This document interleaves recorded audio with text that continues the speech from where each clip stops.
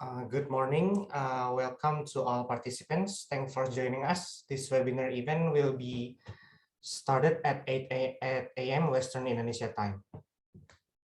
Don't forget to register through the registration link that can be accessed on your screen.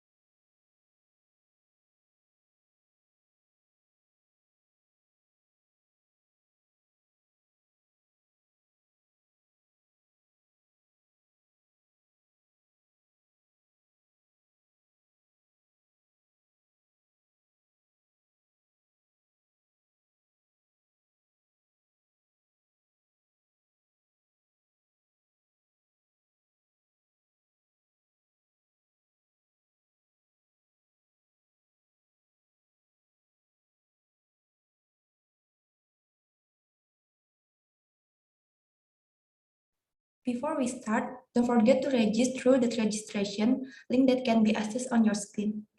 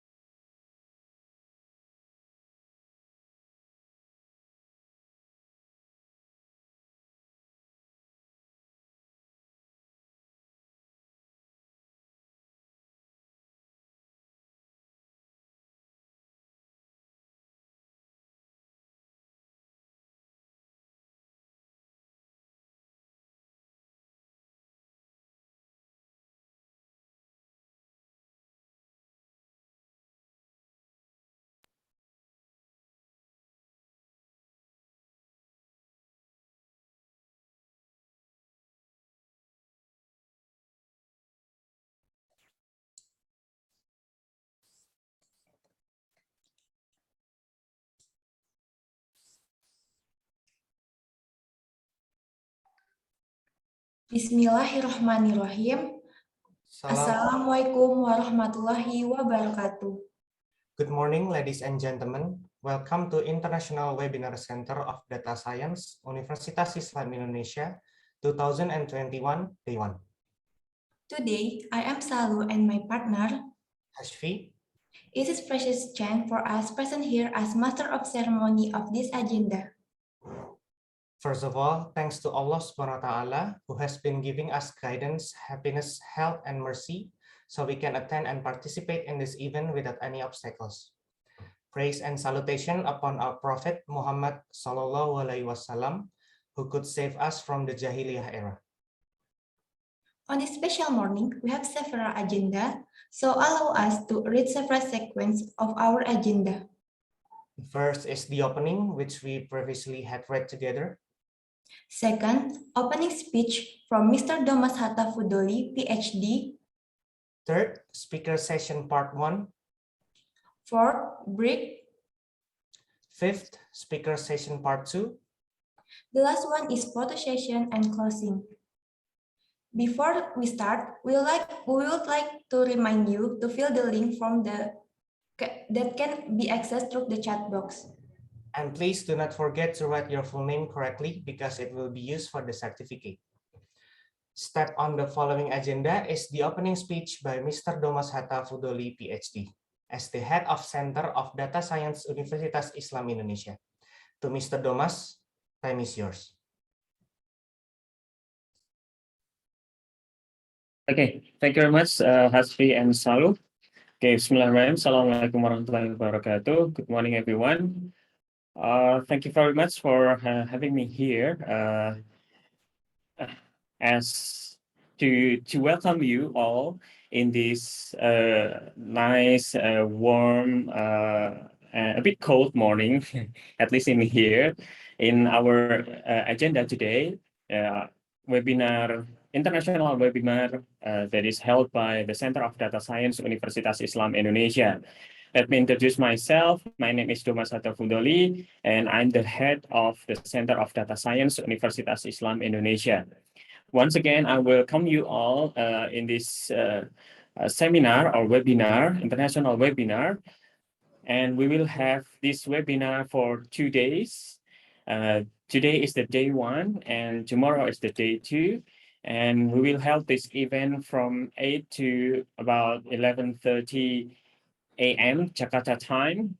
And we have 4 speakers. Thank you very much for all the speakers that agreed to accompany us here as a keynote speaker to share some knowledge to all of us. And I really hope that the knowledge shared to us is going to be useful, give us knowledge, additional knowledge that we can use in our study, in our research, and also in our daily life, or maybe in our working environment, for example.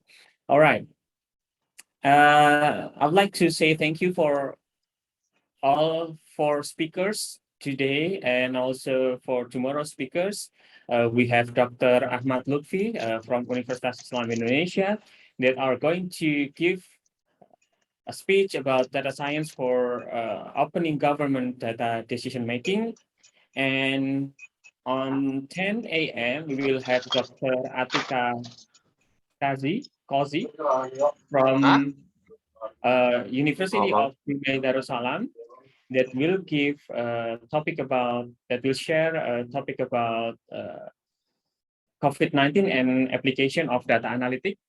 And also for tomorrow, in the morning, we will have Dr. Ganjar Alfian from Dongguk University, Korea, which will give a speech about machine learning and IoT for food supply chain and healthcare monitoring system.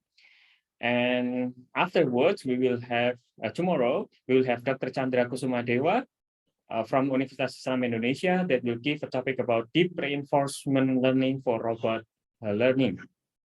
Okay, once again, thank you very much for all the speakers, all the organizing committee that already give their best effort to help this very nice event, international webinar event today and tomorrow. And actually, we have 250 participants that registered from our through our Google Forms, and they are coming from 9 different countries. I hope they will be joining us very soon.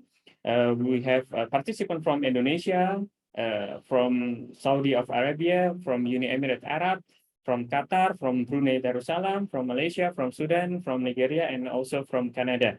I hope all of them will be joining us for us very soon, and also can get many knowledge that we share through this event. Thank you very much. And once again, I welcome you to this event. And let me start open this event by saying Basmalah. Bismillahirrahmanirrahim. Once again, thank you very much. And enjoy this event. And once again, I hope so many knowledge that you can get from this 2 days event. Thank you. The time I give back the time to the Master of Ceremony, Hasfi and Salud. Thank you very much. Assalamualaikum warahmatullahi wabarakatuh. Thank you, Mr. Domas, for the opening speech.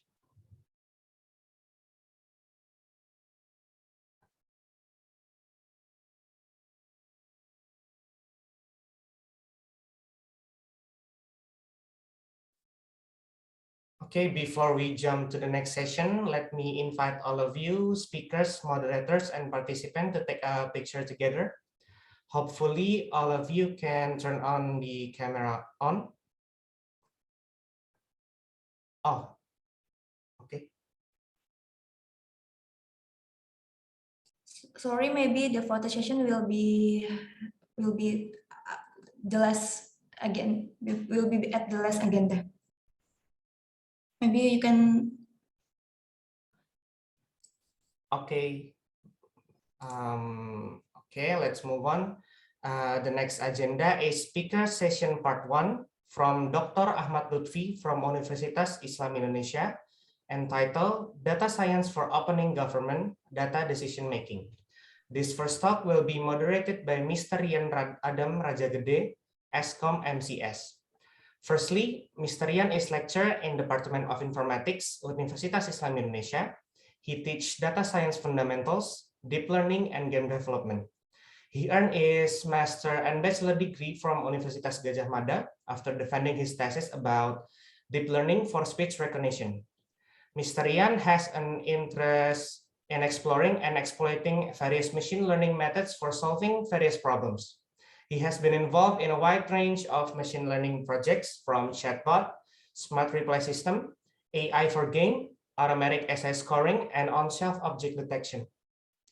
He is currently studying and interested in reinforcement learning and natural language processing. To Mr. Rian, time is yours.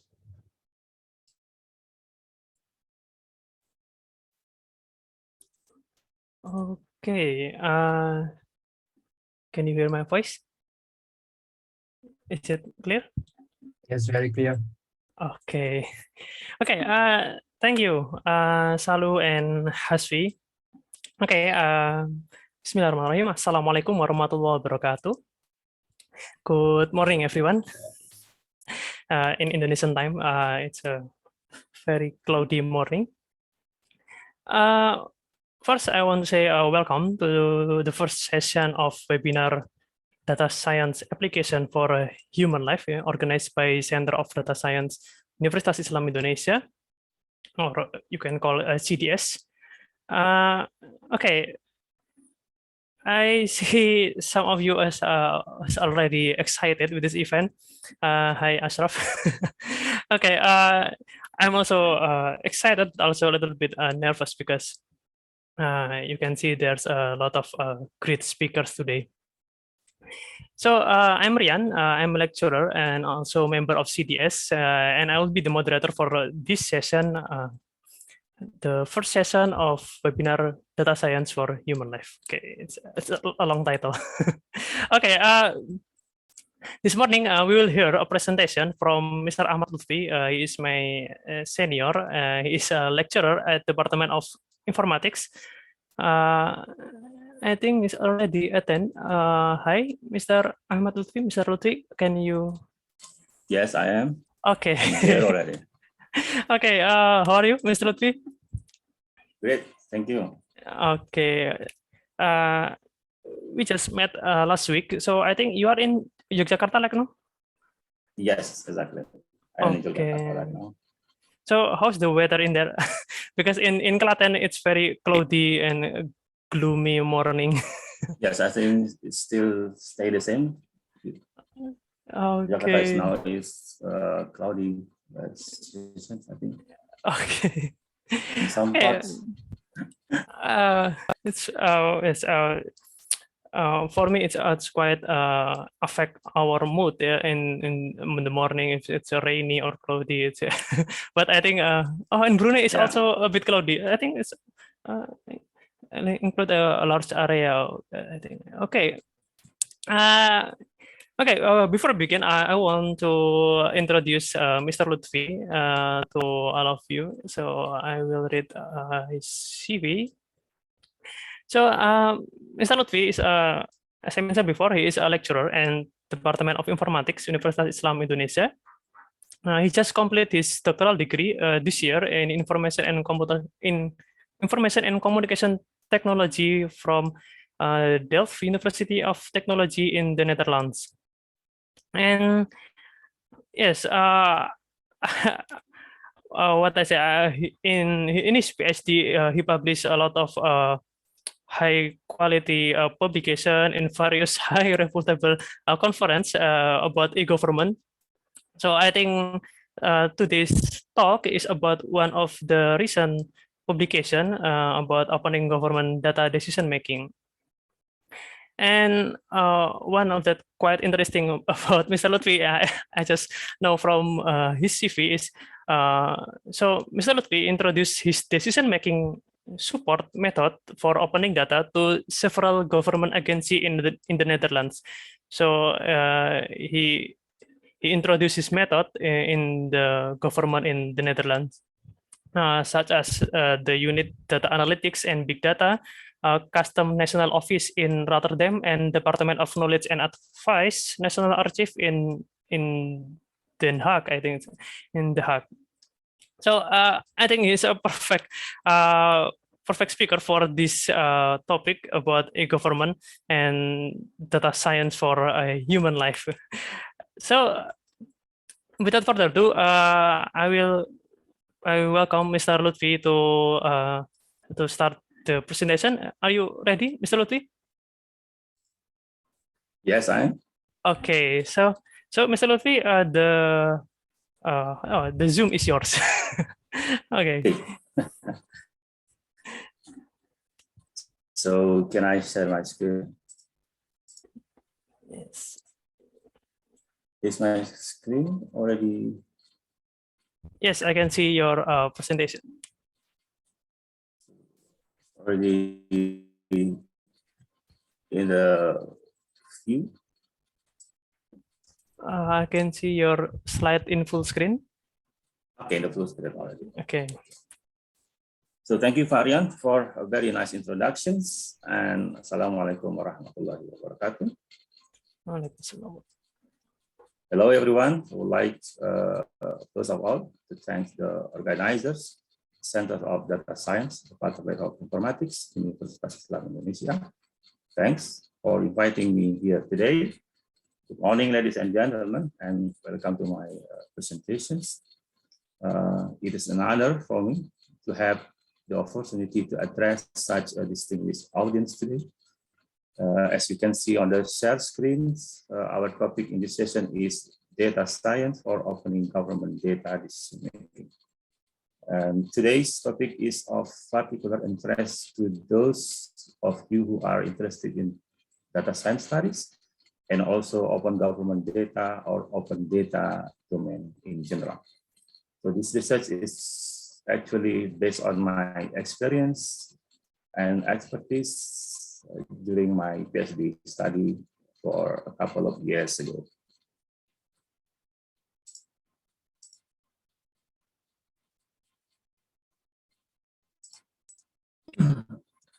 And my talk this morning is divided into three main key points, I would say.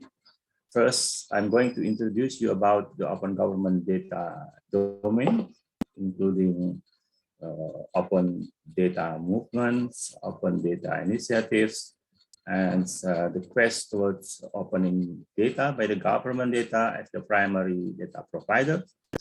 And in these sections, also I will present some challenges to make decisions to open data, several important issues related to the open government data initiatives also will be delivered in these presentations. At the end of these sections, I will provide you the potential benefits and risks of opening data and how then our research develop a root cause analysis to pointing out the role of data science in the decision-making process. In the second part, I would like to share with you in the important roles of decision-making support to open data, including the need of decision-making support by the government institution or organizations. And the question is, what to reach, and how to reach, and how to analyze the data sets. So here, in these sections, I will show you the potential data science domains to play important roles in the decision-making process. And for sure, the proposed methods that I use in this study will be presented in the last part of these sections. And well, by the end of this presentation, I will provide you some interesting results of my experience and experiments by doing case study in the custom e-commerce declarations in Netherlands settings, and how the data science method can take important part in the decision-making process.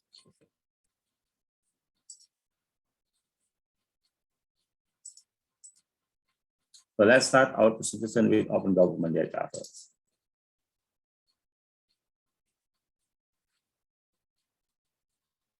Sorry. Yeah.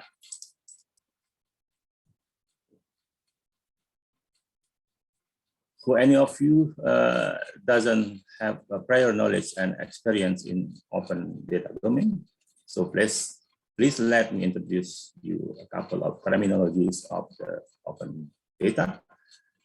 According to open science organizations, open data is the idea that some data should be freely available to everyone to use and republish or reuse as they wish, they intend, without restrictions from copyright, patents, or other mechanism of control.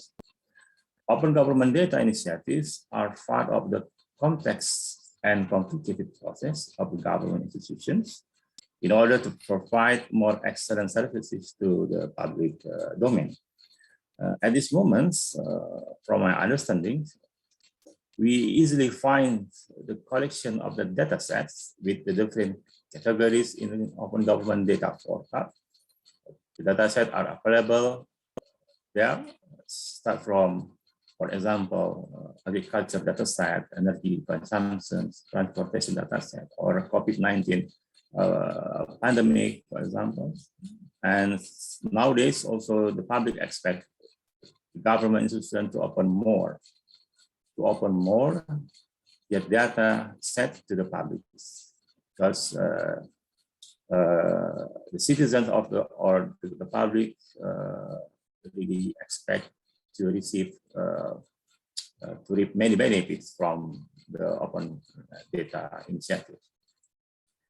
And the opening of more data to the public can make a significant contributions to, for example, to improve public trust, to enhance transparency and accountability of public administrations, to create innovation for the business enablers, for example, and to get confidence of the government vision in order to improve their reputation that they are open organization or open institutions.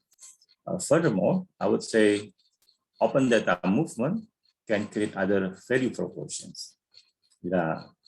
various types of the benefits of the open data, such as how to improve decision-making process, how to stimulate more citizen engagement. So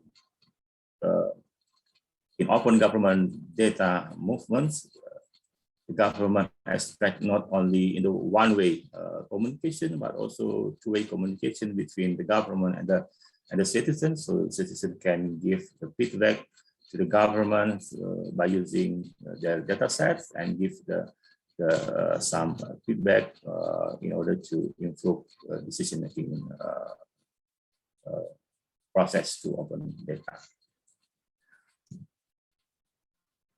This is in the screen. You can see there are some examples of the dataset categories published by the Open Government Data Portal. And then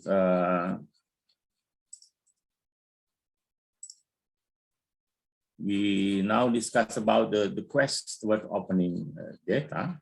So we are talking about Open Government Data Initiative. It is not only able to create a plenty of advantages, I would say, for the government institution, but also companies, educational institutions, universities, researchers, students as well, or non-government organizations or NGO can all receive many benefits from the opening of the data sets. For example, some potential data users like us as a researchers, business enablers, and non-public organizations can actively participate to evidence-based policy making in the decision-making process. So when data is decided to be released or open or disclosed and given full access to the public, many potential benefits can be obtained, like opening new knowledge, generating great ideas, or other possible value proportions.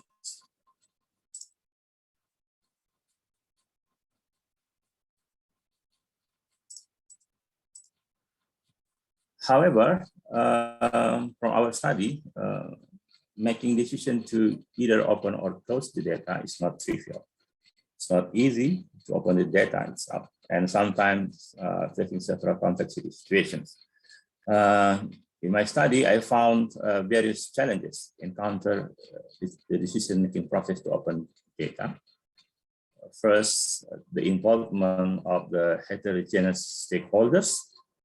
Opening data to the public domain will involve diverse stakeholders like decision makers, data analytics, civil servants, where sometimes they have pros and cons perspectives because the different background and objectives. Second one's about the formalities and the strict regulations. For example, in European countries, they have General Data Protection Regulations, or GDPR, a regulation in European Union law on data protection and privacy, how they should protect the data, personal data, how to publish the data, how to share the data to the internal government of the organization and also outside the government institutions. Then the third challenge might be raised from cognitive or knowledge gaps among the data providers or data publishers or government institutions itself. And another challenge might be from the opening private data. It's also one of the important issues in the current situations that might encounter several potential risks, like personal identifiable or the misuse of the data. So if the government they don't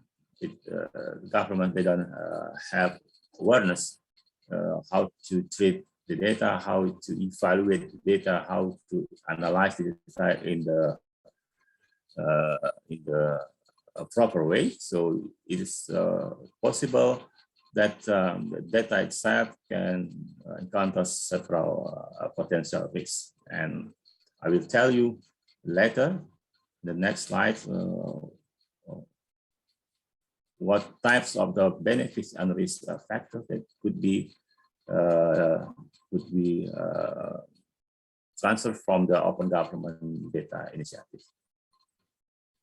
And another important thing is the challenge derived from the availability of decision-making tools and data analytics approach. From our study, it's only a few of the government organizations, even in the European countries like Netherlands, Belgium, they have already such decision-making tools using data analytics or data science approach to open their data set. But in terms of the how to weigh the risks and benefits of opening data and how to keep the open decision rather than making closed decision. So this is also let's say, complicated situation where the governments in European countries also consider about not to open the data in the fully version of the data set. So they just decide not to open the data set or totally close the data sets. So now I'm going to talk about some issues related to open government data, and I hope we can see how data science here can contribute to decision-making process in open government data.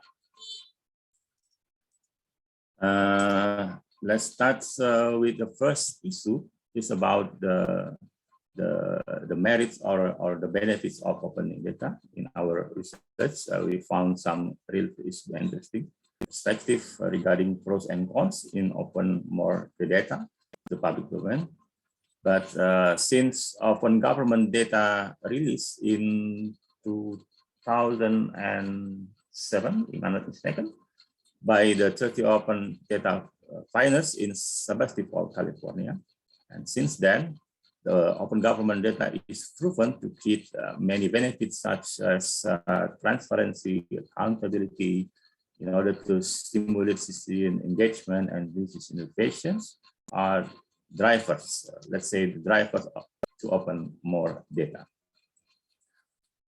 The second issue is about the decision itself. So publics and citizens in general expect to use the government data in order to make better decisions and improve their quality of existences. For example, how to make a certain database easily accessible, how to create new business innovation, and many other benefit consequences. However, although various types of the data sets have been declared open by the government, but in reality, I would say it is still perceived not fully open because of some potential reasons. And therefore, the governments, institutions are sometimes they're too often reluctant to open their data set to the public, as there might be possible risks or disadvantages like privacy violating and the opening of inaccurate data set to the public. And here the data science can play the roles in line with this issue. Data science as an interdisciplinary field or domain that uses scientific methods, processes, algorithms, and systems to extract knowledge and insights from noisy or structured and unstructured data. And data science here is a potential approach to evaluate and support decision-making of disclosing dynamic data set to the public. So from these issues, we can see how we start with the merits of opening data, the benefits of opening data, then the objective of the open government data itself, the better decision and means. At the same time, in reality, so we also found pros and cons about the opening data because of the possible risks, and then therefore the government's a bit reluctant to open their data more, or even they open the data. Let's say they not fully open the data, so they just open the structure with data by some treatment approach, like anonymize the data. They only shows not so important, interesting, valuable data inside the data set itself. So it is also, let's say, not in line with the spirit of the open data, because open data means open, transparency, accountability.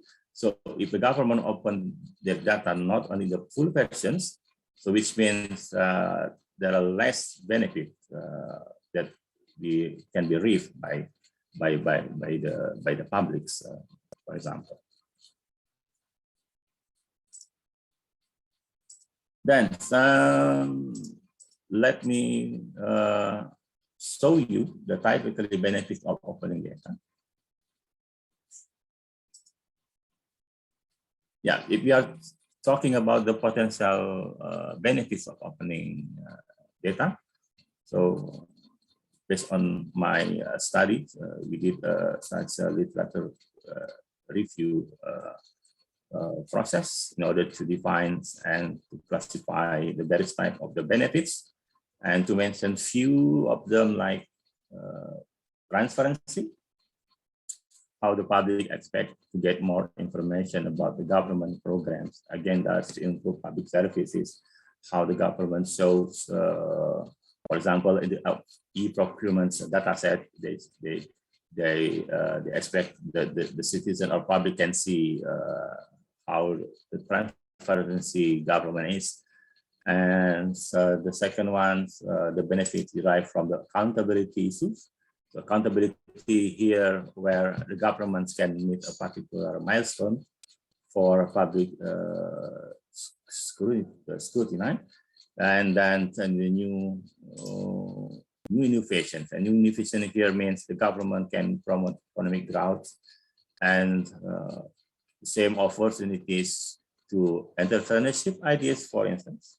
And the benefits number 4 from the public trust, of course, where the government can improve their reputation and trust from the public because of the opening data. And some other advantages like government services, community engagement, how the government try to stimulate more the engagement of the citizen to publish their data, and public education, how the government at the same time they also not only try to publish the data to public for the transparency, accountability, but also how to educate the publics by using some visualization of the data. For example, they provide some data formats, for example, not only in the static data set format like PDF, but also in the link open data format like XML format, and then they can link to each other, so the public can see how the government also educate the public with the open government data initiative. And the last benefits, I think, from the social and commercial value. Here, the government can have drive for the creation of innovation business and services. So you can see the by using the open government data, government can deliver social and financial value.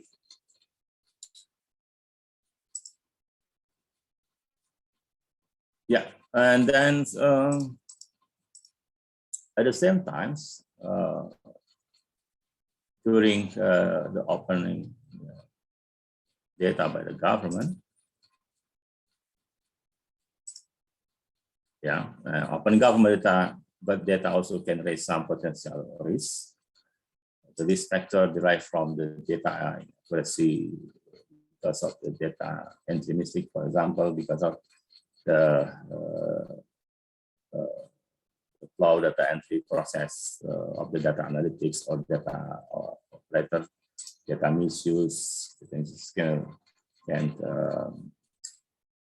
make often discredit profile or diminish the government reputation, for example, data sensitivity because of personal data and can cause data violations, and some other things like that data privacy, data violations, data disintegration, data transmission because of problem of synchronization of the data itself, data inconsistencies, because the duplicating data that might be compromising data integrity or the originality of the data. And another potential risk is data misinterpretation here, because the wrong technical treatment of analyzing. So we have the benefits, types of the opening data. At the same time, the government or the institution of data providers also have the potential risks at the same time.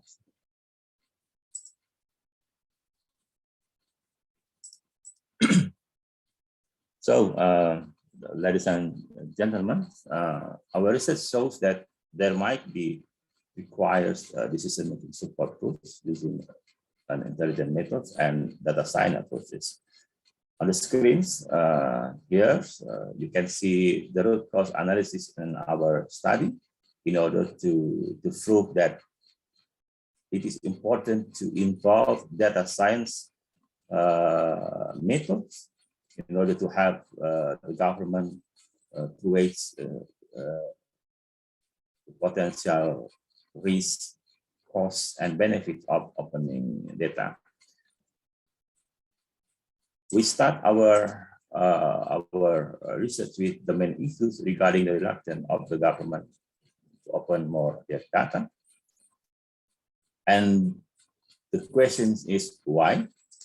Because inability to analyze the dynamic data set, as we already know that there are many types of the data sets with the complex, complicated level of the data set itself. And why? Because of the imbalance, the potential risk and benefit of opening data here. So in this case, the government, they are not able to balance, to reach the potential risk and benefit of opening data. And the question is again, why? Because inappropriate evaluation and system method. So based on my experience in customs declaration e-commerce case study in Netherlands. So during the discussions, they have such a method in order to analyze the data set, but how then the method itself can support decision making in order to keep opening the data sets rather than to close the data set. They still have let's say insufficient knowledge or insufficient method in order to analyze the data sets. And again, the question is why? Because of decision making support has not been implemented. So we found in some departments even in Indonesia and the Netherlands and Belgium, they already have such a method in order to support their decision making to open data, but they don't have a particular decision making support system, let's say. And in order to analyze a data set from in the full version, so start from the how to derive data set from the source of data set, evaluate the data set, and how to make decisions.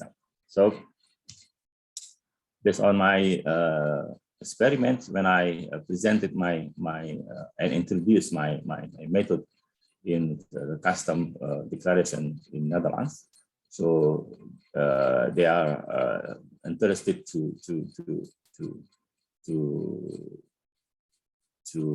know further about my proposed method, because in our method we not only shows how in the middle part of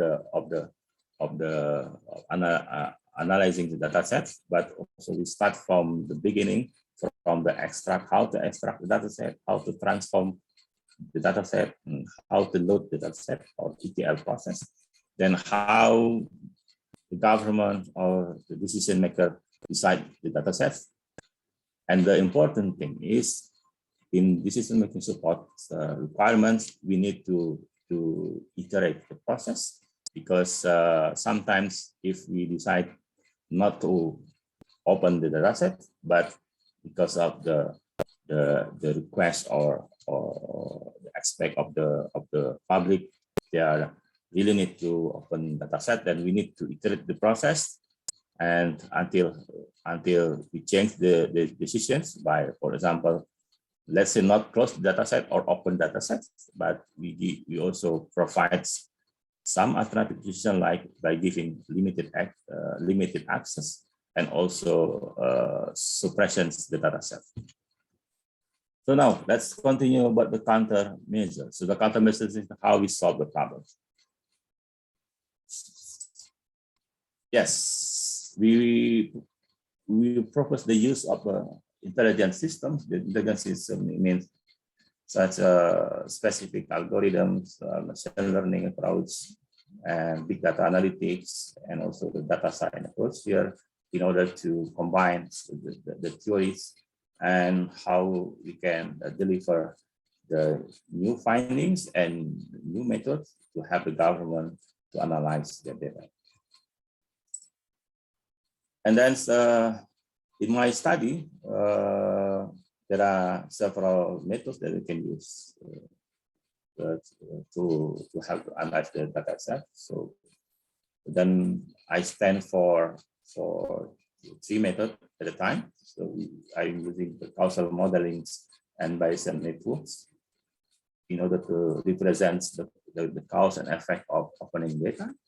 And I also use the fuzzy multi-criteria decision making in order to cover the lack of the knowledge of the government's institution from the perspective of the risk level, for example, and how to treat the data itself.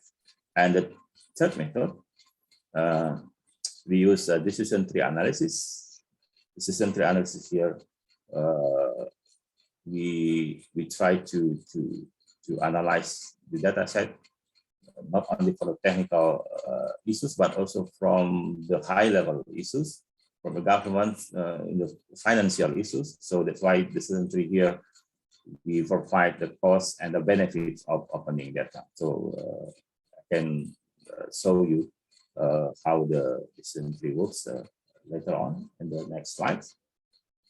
And then from the insight of the use of the data science and intelligence system here, we try to develop decision-making support tools in order to weigh the potential benefit and risk of opening data. So this is how we analyze our research problem by using root cause analysis. Of course, this is just a simple way how to show we analyze how we derive the decisions and the reason why we use intelligence system and data science approach in the study. Next, yes, here, in order to strengthen our research, of course, because of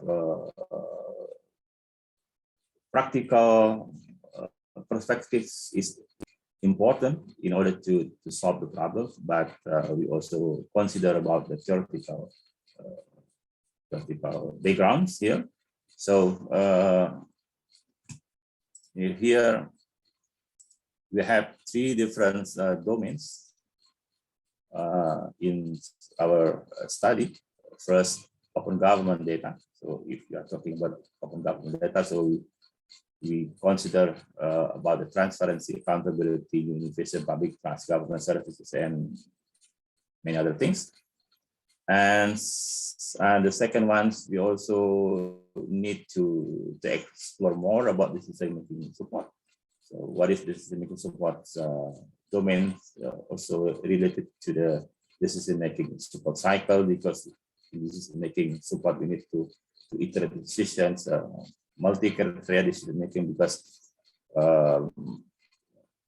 making decision whether to open or not to open data set also needs several criteria, not only from the single perspective of the government itself, but also from the expert opinions, from the researchers' perspective, and from the public itself. So that's why we need multi-criteria in order to design and develop a decision system.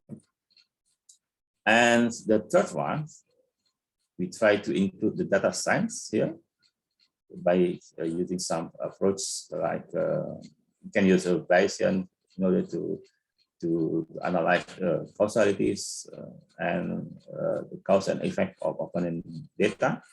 You can use clustering method in order to, or random forest, for example.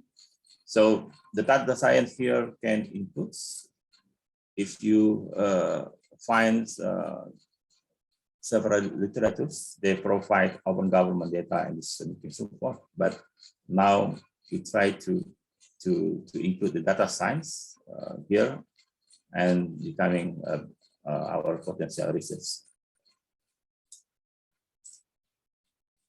Okay, this is the description, I think, yeah.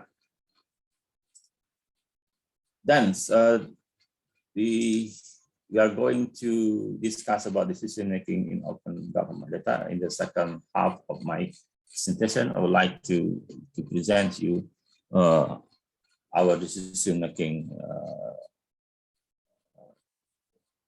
system or decision-making method in open government data. And at the end of this presentation, I would like to show you a case study in the custom e-commerce declaration as an illustration how the decision-making process works.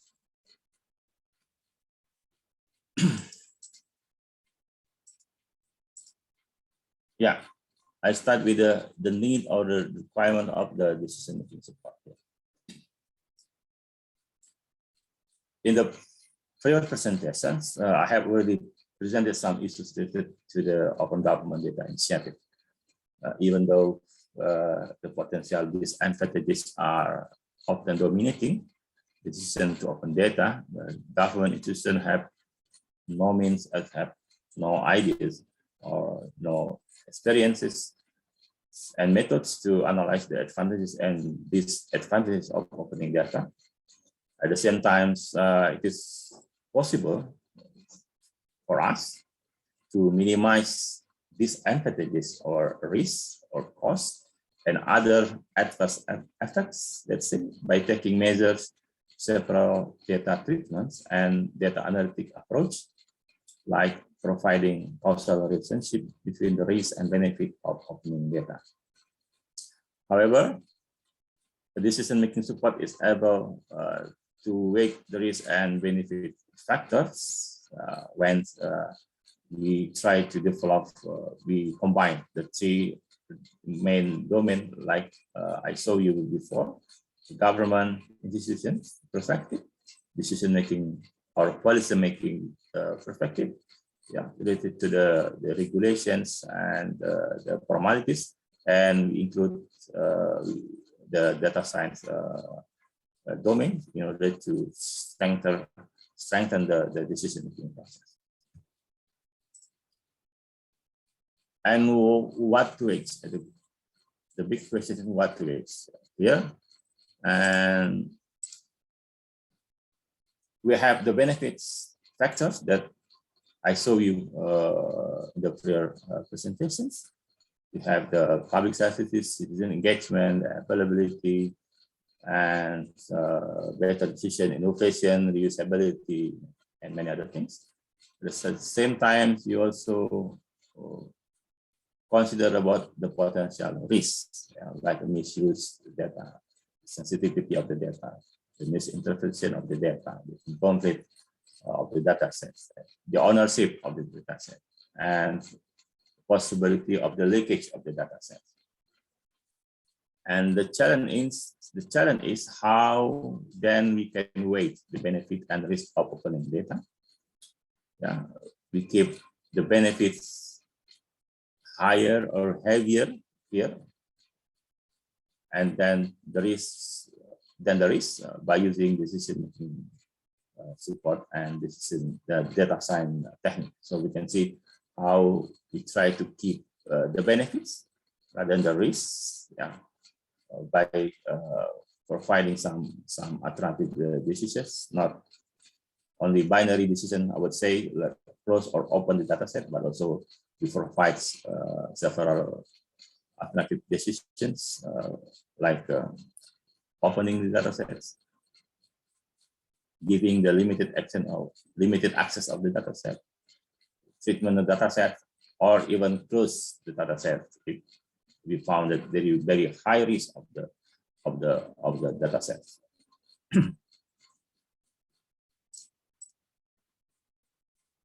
So the next question is how then we analyze the data set. So this is our conceptual model of this DSOD, mean decision making support of opening data.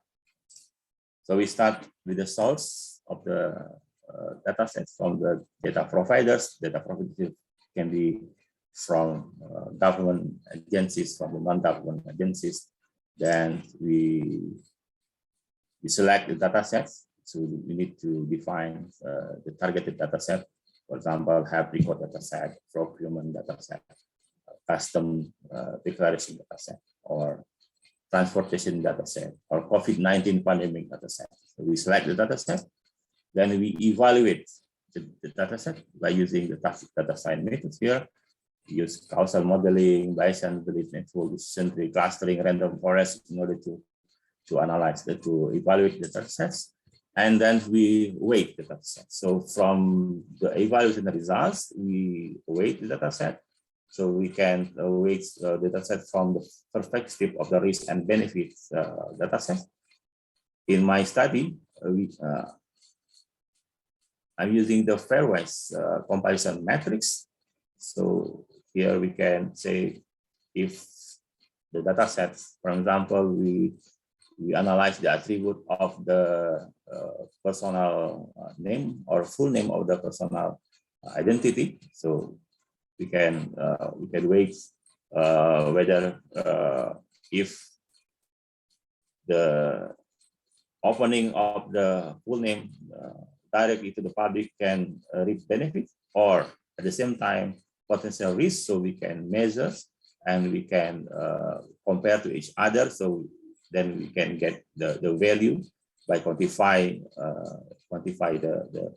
the level. Then the system will recommend us whether to open or to close the dataset, or even by giving limited access, or by providing some suppression of the dataset by, for example, anonymizing the dataset by, let's say, blurring the data we encrypt the data or by giving some noises to the data itself. So what next then? After we wake the data set, we need to decide whether to open or not to open the data set. And the situation is, if the benefits are higher than the risk about the data set, so of course we decide to open the data set. It's clear. But then the same time, if the risks are still higher than the benefits, so we can select other alternative decision like limited access, can maintain suppression, or remain close to the data set. Because of the rules of the decision making support, we need to iterate the process. We need to iterate the process here. Then we iterate the risk threshold here. The iterative process until the risk become reduced and benefit maximized. So that's why we need to take the step number 3. We evaluate the data sets, and then we weight the data sets until then we find the best decision can make by the decision maker. So this is how the conceptual model of decision support decision-making support of opening data in our study. So next, the roles of the data science. This is the question is, and let's say how the data science can play an important role in our study here. It starts with the extract, transform, and load process here. We collect the data, we select the data, and we extract, transform data, and load the data. So ETL is a process that extracts the data from different source systems, then transform the data, like applying calculations, concatenation, and finally loads the data into the data warehouse system. And here, in this case, we load data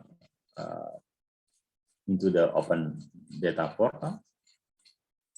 Then we also consider about the involvement of the stakeholders here. So there are some actors involved in this process. Government agency, they have data analytics, data scientists, and researchers. And then you go to the decision-making support. Here, we are analyzing the risk and benefit. I give you one of the example here. We use the Bayesian belief network in order to analyze the data sets. And then we weigh the risk and benefits. You can see how the matrix works. So then we make decisions. We also consider about the actors or stakeholders involved in this process: government agencies, researchers, expert, and decision makers, or even politicians. And this is how we try to visualize the data by using the data science methods. So that's why we need to use the data science in order to generate data, and then we provide the visualization of the data to the public. And here we also consider about the actors involved: governments, agency, decision makers, citizen, monitoring board, business enablers. So there are many other actors involved in order to give the feedback of the data visualizations. And then we update the data in the case of the, let's say, if we decide to open the data sets during the periods, let's say for the midterm period or long-term period. So there will be happen, let's say, even personal identifiable or the misuse of the data or inappropriate of the data. So we need to update the data.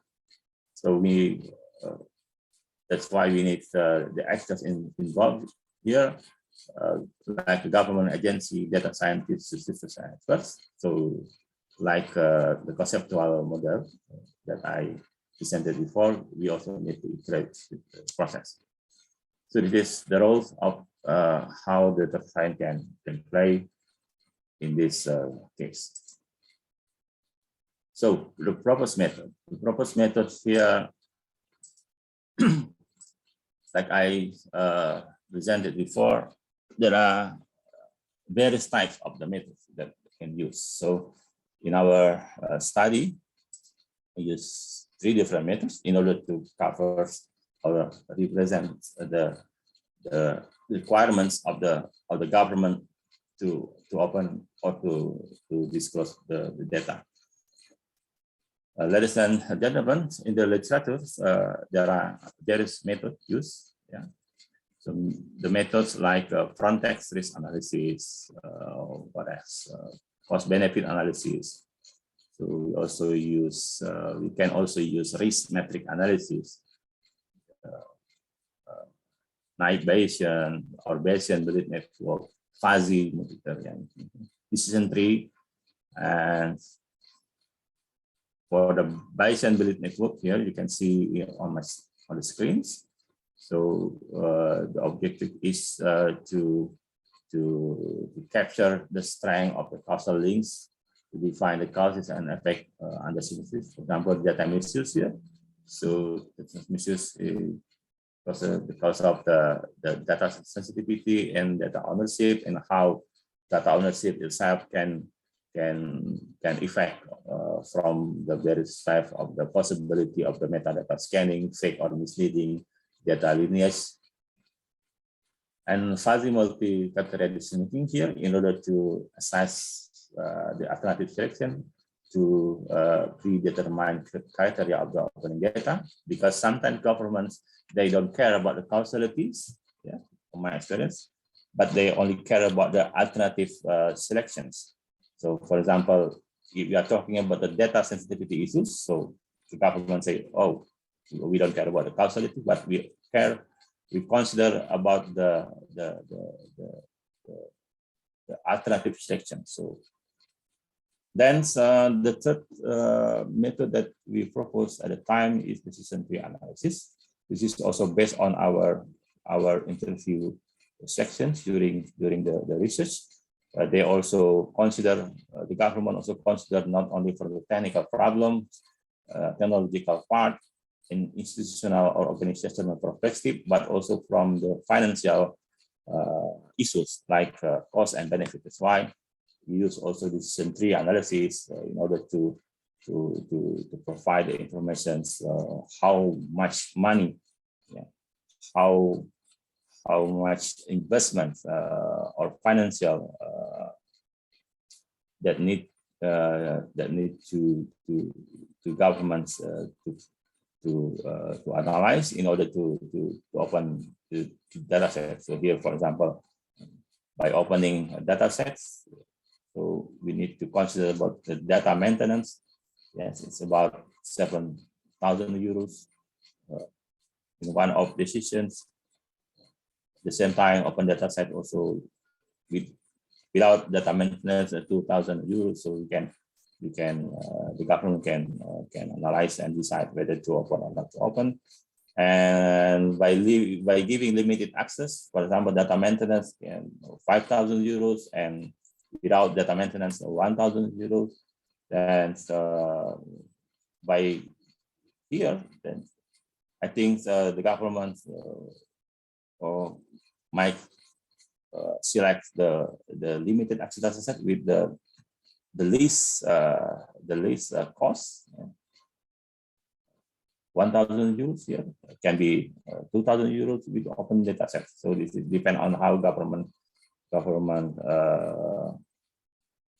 aware, and how the readiness of the government in order to open or not to open the data set. Next, this is the last part of my presentation. It's about the data science in government data. Mr. Rian, do I still have time? Yeah. Yes, I think you have around 30 minutes. 30 minutes left. Yes. Okay. Thank you. So this is just I give you the examples or illustration of my research, and I select one of the case study in Netherlands about the custom declarations officers here. So as you can see, yes, the study custom declaration here. So I think a couple of years ago, I was invited by the government, by the Department of the Custom Declarations, in order to introduce my methods to them. How then they can use the methods, the probability to use the method in order to analyze the data sets. So the main problem of the custom e-commerce declaration is because of restrictive. I mean the restrict regulations in European countries about the personality. So in the custom declaration from the custom declaration officers in the airport, for example, then the form and filled by the passengers, for example, then they need to the government need to analyze whether to approve or to reject the custom declarations. And the result of the custom declarations and from the governments of from the Department of Custom Declarations, they need to get fully percent of the custom declarations attributes. Yeah, not only the final status. This is the acceptance declaration. This is the rejection declaration. But the custom e-commerce, they need a full version of the attribute. But the problem is not all the departments are aware about and agree about the request from the internal, even in their internal organization, in order to share in full version of the custom declaration, because of they also consider about the possibility of the personal identifiable or the misuse of the data, even for internal organization. So in my case study, so I tried to introduce how the method works from the conceptual model that I have already presented before, and then how then data science or data scientists can play a role in this case study. So to mention few, just a short steps. So actually there is a sub-step here, but I just want to show you the main step of the how the decision-making support system to analyze the data set. So first and foremost, we need to select the data set. Of course, this is from the custom declarations. So this is such a let's say the form of the custom declaration here.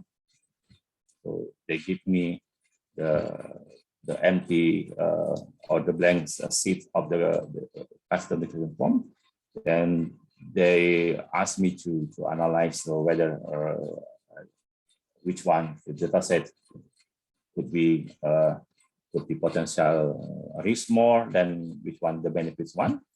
So at the times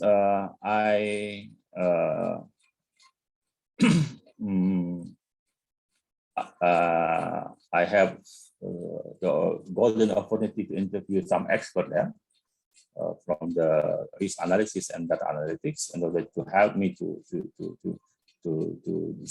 hide the status of the data. So the first one is select the data sets. Then here from the extracted data set, so we can see the attributes. It's not fully version of the attributes. Yeah, I just show you I think about 25 attributes here. So there are, of course, many reports. So here I show you 6 reports. Yeah, from the ID seller. You can see the ID seller: name, street, postcode, city, country, ID buyer, name, street, postcode for the ID product, category, explanation, office origin. Yeah. This is such of the column or attribute from the custom declaration that we need to analyze whether which ones of the attribute that should be fully open or limited access, or giving the sufficient, or even remain closed, totally closed because of the some reasons. The third step, yes, we need to structure the data set in order to define the seller and buyer configuration here. Then we structure the attributes here. We need the reference, the category, the description, and documents of the custom declaration based on this custom declaration form. And then this is just one example, the method that we use using the causal relationship by using the causal modeling or Bayesian network in order to define the potential risk like seller, buyer, reference, description, and category here. And then in the fifth step, we need to assess the potential risk, yeah, and benefits at the same time. But in here, I show you the how we analyze the potential risk here. We use 3 experts, yeah, actually more than 3 experts, yeah, about 10 to 15. Yes, 15 experts involved in this project, and then we ask the expert in order to quantify this one. Yeah, we have a particular form and mechanisms to how to quantify the potential risk here. But this is, let's say, just the final results of the quantification process. And still in the step 5, you need to weigh the potential risk.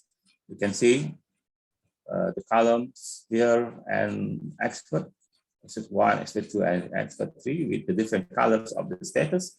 You can see on the green, the blue, the yellow, and the red one. The red means you need to close, totally close because of the privacy issue. For example, the attribute of name of the ID seller, the attribute of the name of the ID buyers, of the buyers. You need to, based on the expert, they suggest not to open the data. So if you found the orange colors here, it means that we need to sufficient data set. I mean, we need to particular treatment. For example, let's say city, street here. So the anonymous. And for the blue color means limited access. So limited access means by giving the data by request of the internal organization. And the green one means benefit is higher than, or there is almost no risk inside in the article. So then the last one is about the negative conditions, certainly provide alternatives, but also we try to give the action plan. For example, data sufficient here. by giving replacing precise data values, ranging data value into set of groups, releasing the report or appendix using statistic format, visualizing the attributes into the graphs, chart, or graphics, and this is how we try to have the custom declaration officers to analyze the data set. And so last but not least, we can see here in our decision making, we visualize the status of the attribute by giving the different colors, red, orange, blue, and also the green one. I think that's all from my experience for the presentation today. So I will get back to the moderator, Mr. Rian Adam. Okay. Thank you. Thank you so much, Mr. Luthfi. Actually, it's very insightful talk about how to open the government data. Actually, we maybe often to hear this movement. How let's open the data, but Mr. Luthfi give one of the solution that why the government always reluctant to open the data, and your method able to help government to decide which part of data should be open or another part which should be closed. I think it's very great. It's very insightful and inspiring one. And I think this method is not can be applied not just for government but also in other organization. So is that right? So maybe you can apply this method in the big company that they need to open their data. Oh. Yes, of course. So in Indonesia, in the case study, so in my research, I did some case study, several studies in the European countries, and 2 case study in Indonesia. So one of in Indonesia. So I've also introduced my methods for the Indonesian Anti-Corruption Watch, ICW. ICW. Yes, in order to how they aware about the e-procurement data sets. So I mean, so not only from the government sectors or domain, but also for non-government institutions like Indonesian Corruption Watch also requires and interested to use or to reverse this method in order to analyze the data sets. And in the freer situations, they also only consider about the benefits of the opening data set. For example, fully open the procurement data set in order to transparency, but at the same time for the long-term situation or long-term strategy, you also need to consider about the possibility of the disadvantages. That's why we also provide some alternatives rather than close. I mean, the binary decision rather than close or open that set, but also provide alternative decision like giving limited access or suppression the data sets, which means that we need to give some noises of the data set. So this is my experience. Okay, thank you so much, Mr. Luthfi. So I see there's a question in the chat room. Yeah. So from Muhammad Iqbal, he asked, if we use government data sets for educational purpose, how do we take care of the licensing?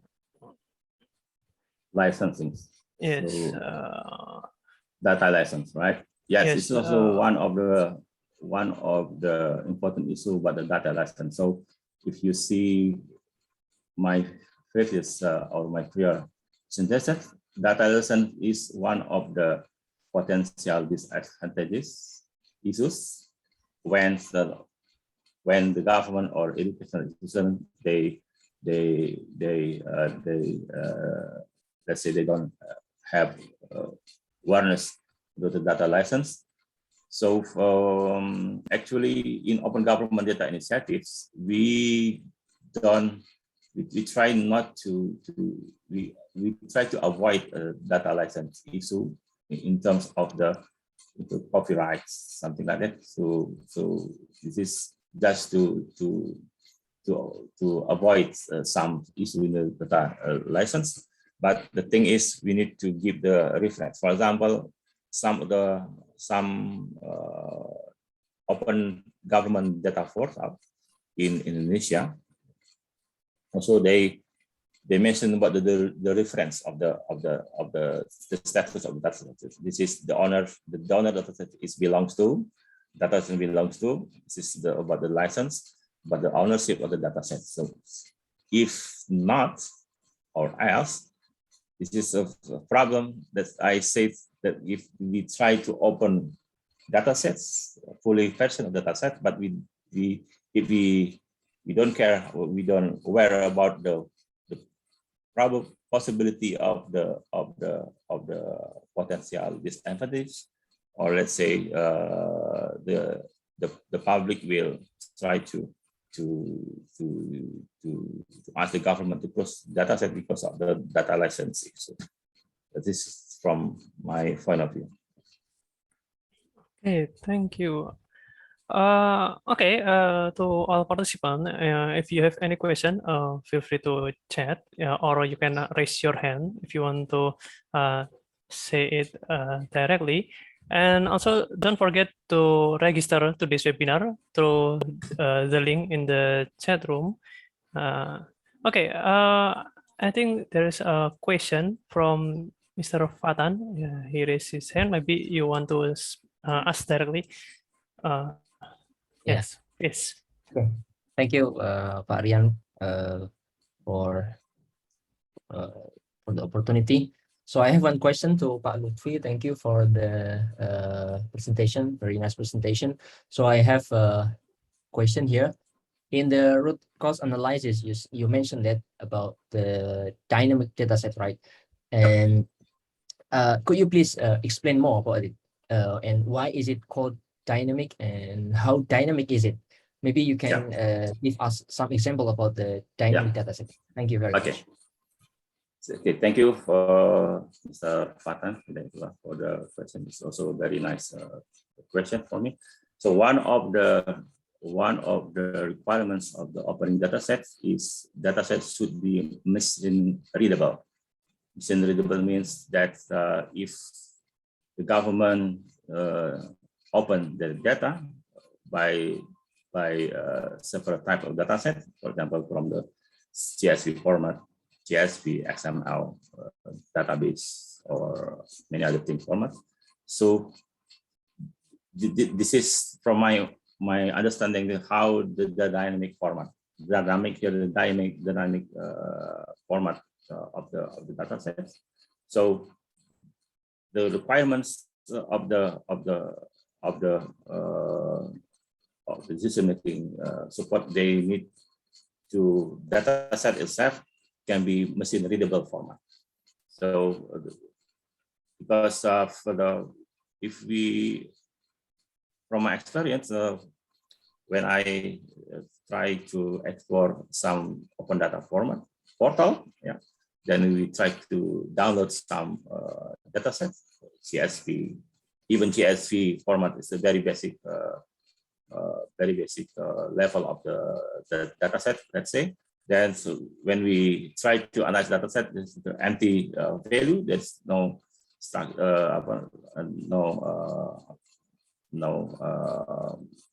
the machine cannot read the format.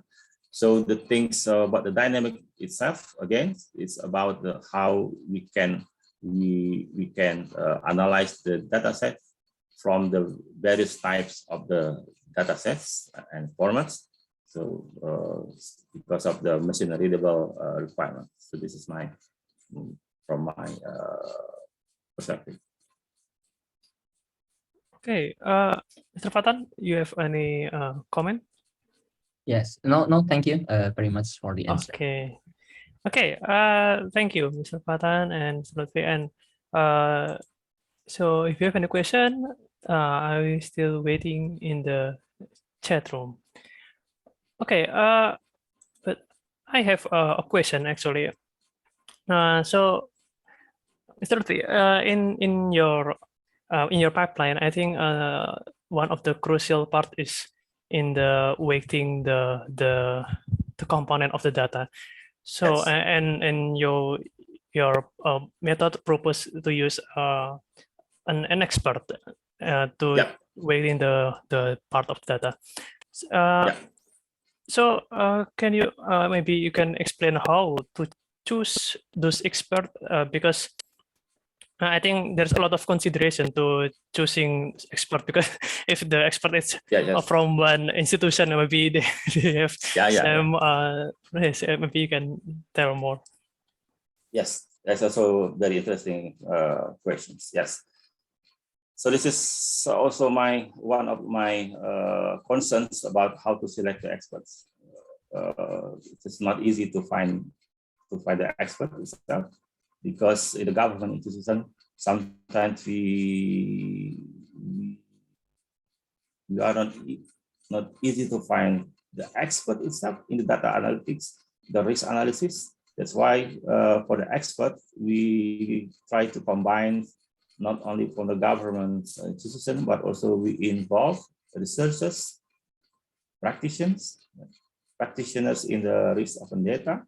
For example, for the risk analysis, and then open government data analytics, and some from the digital forensics perspective. So this is how we try to minimize the bias of the opinion from the expert. So if I'm not mistaken, in custom declaration, I got about five to six experts only. This is not so easy to find because in the Netherlands itself, it's not easy to find the expert, the really expert in, and they have sufficient knowledge and expertise in open government data and how to analyze the data from the perspective of the risk, potential risk at the same time. So we combine the expert opinion from the several organizations, not only from the government, but also from let me repeat from the educational institutions like university, researchers, open government data practitioners. So this is from the several perspectives. So yes, this is the objective is in order to minimize the bias of the expert. So if the government, if the experts say, oh, this is too high a risk, but at the same time there is another expert said, no, this is not so high. This is like a medium level of the risk. So this is what we want. This is the let's say the dynamic perspective from many from several experts. Then we combine the perspective, then we get the decision which one is the most appropriate and the most feasible one to get the expert opinion. That's my answer. I see. Because as I think it's one of the main issue, right? Because several months ago, we know that in Indonesia there's an issue that maybe we should not public the number of the the death of the COVID-19 to prevent panic. It's very biased. I think the bias in this choosing the what part should be open or closed. It's very important. Yeah, even it is not easy to avoid the bias from the expert opinion, but we try to less bias by using the more dynamic of the expert background. why they try to not only by the single organization. This is one of the way, from my understanding, how then we can less the bias perspective of the expert opinion. Okay. Okay. Thank you so much, Mr. Luthfi. So, to all participants, do you have any question or a discussion? If you have, you can ask in the chat room. So, I think there is no more question. So, wait. Maybe maybe I will wait 1 or 2 minutes. So if you have a question, I will wait. Okay, so I think there is no question. Okay, thank you so much, Mr. Luthfi. I think that's it for the first session. It's very insightful, and I will say it's easy to follow because it's actually a very difficult topic in the morning, talking about government. But it's very nice presentation, and I really enjoyed the presentation. Thank you so much. I think that is for this session. I will close, and okay, maybe Salu and Hasfi. Okay, Salu and Hasfi, you can next to the next session. Okay, thank you. All right. Thank you to Dr. Ahmad Luthfi and Mr. Rian. Please keep open your camera because we would like to take a picture as documentation. And I will guide you to take a picture. I will count from 3. Maybe Mr. Dr. Ahmad Luthfi, maybe you can open your camera, please. I have already opened my camera. Oh, all right, maybe I will ask my... Yes. We need to pin the speaker and moderator here. So yeah, please take the picture right now. All right, but wait, I have no see the spotlight here. Let me take the picture. Let me take the picture, right? Okay. Just one. Okay. 1, 2, 3. 1, 2, 3. Oh, sorry. Sorry. Excuse me. Let me check. Okay. Okay. And then for all participants, I think, please open your camera also. So let's take a picture together before we go to the next session. Wait a second.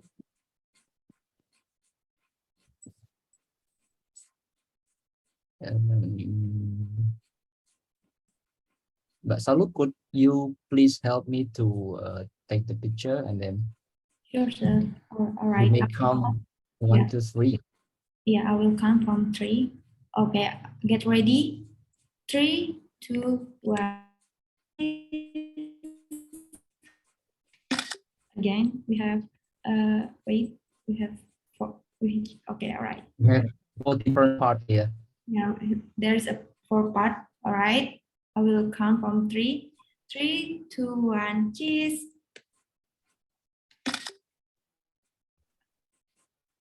Again. 3, 2, 1. Cheese. Okay, the last one. 3, 2, 1. All right. Thank you. Okay.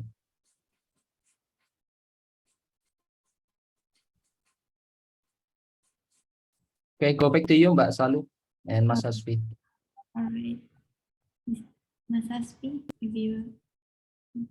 Okay, let's before that, let's give applause to the speaker and thanks for delivering a nice speech. All right. Thank you. After this, we will have a break for around 15 minutes. Please come back to Zoom at 9:45 AM Western Indonesian time to join the second speaker in today's webinar. But before that, we would like to remind you to fill the link form on the chat box and please write your full name clearly because it will be used for the certificate. Thank you.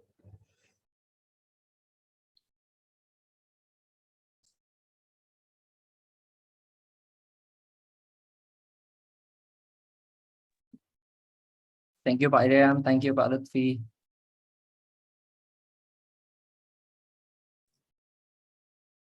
Well,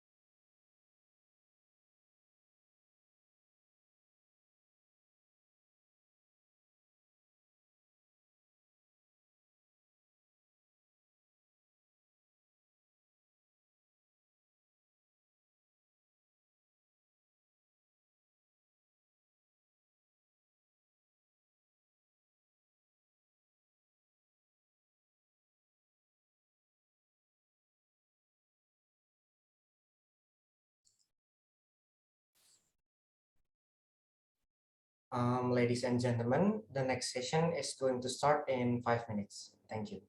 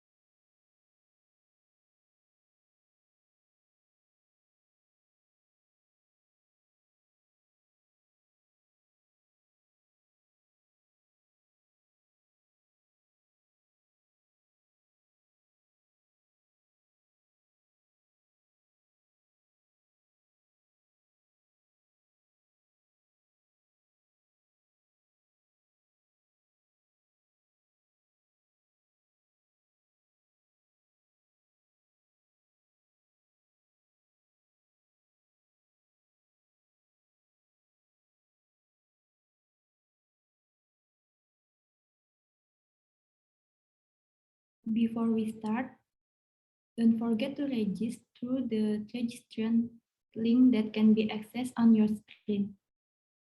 Thank you.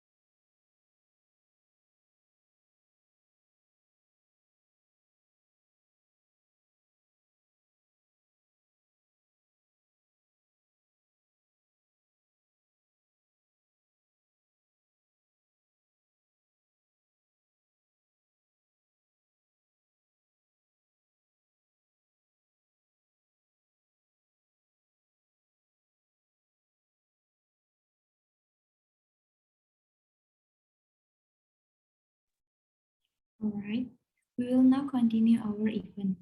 The next agenda is speaker session part 2 that will be delivered by Dr. Atika Qazi from Universiti Brunei Darussalam. She will deliver her speech entitled Application of Big Data Analytics to Respond COVID-19 Pandemic. The speaker session part 2 will be moderated by Mrs. Lisda Iswari, ST MSc. Mrs. Lisda is a lecturer at Department of Informatics, Universitas Islam Indonesia. She started her teaching career in 2005. Mrs. Lisda received her bachelor degree in informatics from Universitas Islam Indonesia in 2004. And she finished her Master of Science degree from the International Institute for Geoinformation Science and Earth Observation, the Netherlands in 2010. Her research interests include data science such as data profiling, machine learning, and data visualization to produce dashboard application. To Mrs. Lisda, time is yours. Okay, thank you, Ms. Salu, for the time that has given to me. Bismillahirrahmanirrahim. Assalamualaikum warahmatullahi wabarakatuh. Hello, everyone. Thank you for joining us on this online webinar. So today I will be your moderator for our speaker today for the second talk, Dr. Atika Qazi. Okay, before I give the screen to her, let me introduce our speaker today. So Dr. Atika Qazi, she received her PhD, her PhD degree from the University of Malaya, Kuala Lumpur. She was a postdoctoral research fellow with University of Malaya, and currently she is a computer scientist and also an assistant professor at Universiti Brunei Darussalam. And her area of interest mainly are in opinion mining, sentiment analysis, e-learning, big data analytics, and also information systems. She is also actively involved as a reviewer of ISI or SCI journals. And the good news is here she welcomes for any PhD or master candidates into related into some field of her interest that I have mentioned. So now let's we hear some talks from her. Probably you may find some interest from her research. So now Ms. Atika, sorry, I will give the screens to you. So let's everyone welcome Dr. Atika Qazi.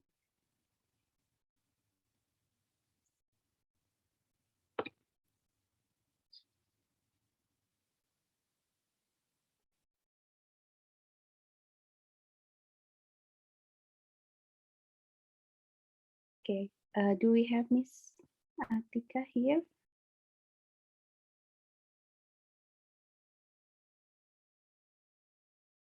Let me confirm. Maybe she has a problem with the internet. Yeah. Okay.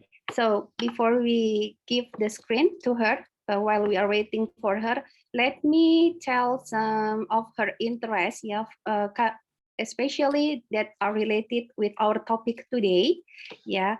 So in 2020, she has published an article with the title "Analyzing Situational Awareness Through Public Opinion to Predict Adoption of Social Distancing Amid Pandemic COVID-19." So, and then again, also in 2020, she published a paper in the Journal of Children and Youth Service Review under the title "Conventional to Online Education During COVID-19 Pandemic," to develop and underdeveloped nation cope alike. And then, well, she has many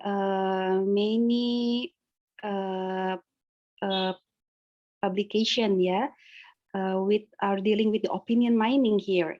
In 2020 she published hello Miss Atika, welcome. Hi everyone. Hello. Sorry for late. No, it's okay. So while we are waiting for you, I try to tell to the audience some of your publication here. So now you ready for the presentation? Yes, I am ready. Let me share my screen. Okay. So now let's the screen be yours. Okay, time is yours, Miss Atika. Thank you.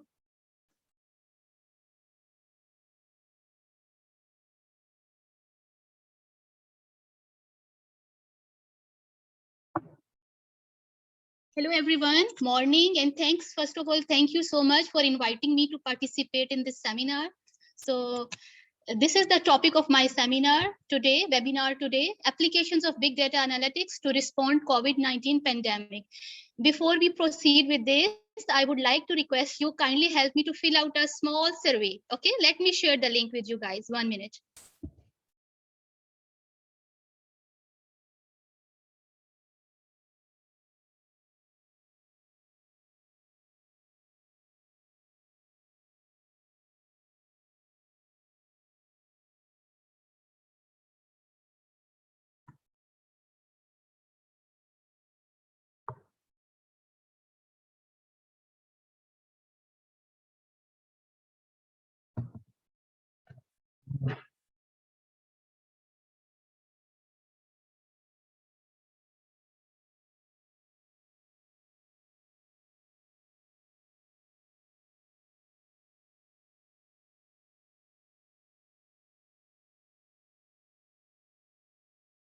Okay, thank you, Miss Atika. So you already shared the link, yeah. So everyone, please fill the.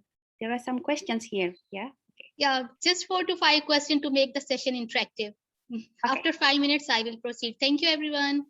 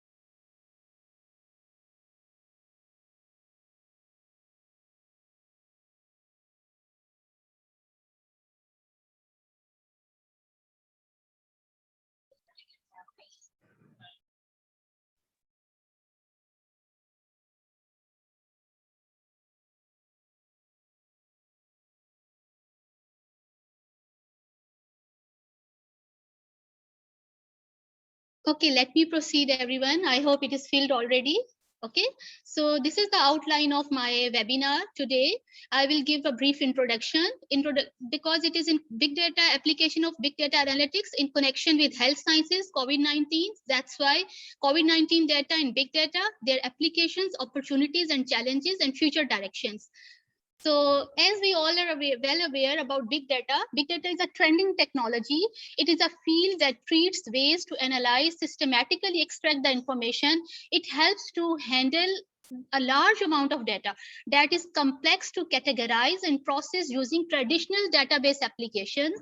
And there are particular characteristics that make a data lie in the category of big data.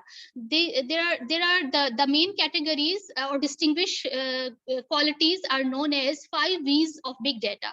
So I will try to briefly explain the 5 V's that can define a data as big data. It is the volume, as we all are well aware that data is generating every second nowadays. Everyone is using social media. Even a single click on Facebook is creating data that contributes towards big data. So a huge amount of data is constantly increasing in volume. There is velocity. Obviously, data is creating in large volume. It is also creating with a rapid speed. So high speed data, it covers IoT devices, sensors, data streams, smart meters are always busy in collecting data. Variety, it is coming from lot of variety like it is in semi-structured form, structured form, or it is unstructured format, audio, video, and text files. So it has a lot of variety. It has veracity also because it is coming from heterogeneous sources as well. And then there is value. Obviously, data is everywhere. It is a big data, but the important thing is we should able to grab value from this huge data. So some meaningful insights, gaining meaningful insights is known as value. So all these characteristics, initially there were 3 V's, then 4 V's. With passing time, more V's and V's are adding to list a data as a big data. So far, currently there are 5 V's that distinguish a data as in big data. And there is some statistics that a million of emails, messages are sending every hour or every millisecond. Number of likes are generating using social media. Thousands of tweets are sent every day.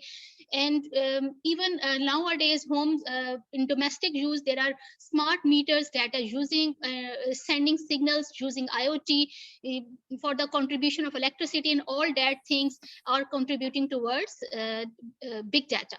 So we can say like big data, when we apply analytics on it, it is equal to smart data. So smart data means information that actually makes sense. It is the difference between seeing a long list of numbers referring to weekly sales. If we talk about business, identifying the peaks and throws the sales and volume over the time, algorithms that turns meaningless numbers into actionable insights. So actionable insights make it actionable. We can say actionable intelligence.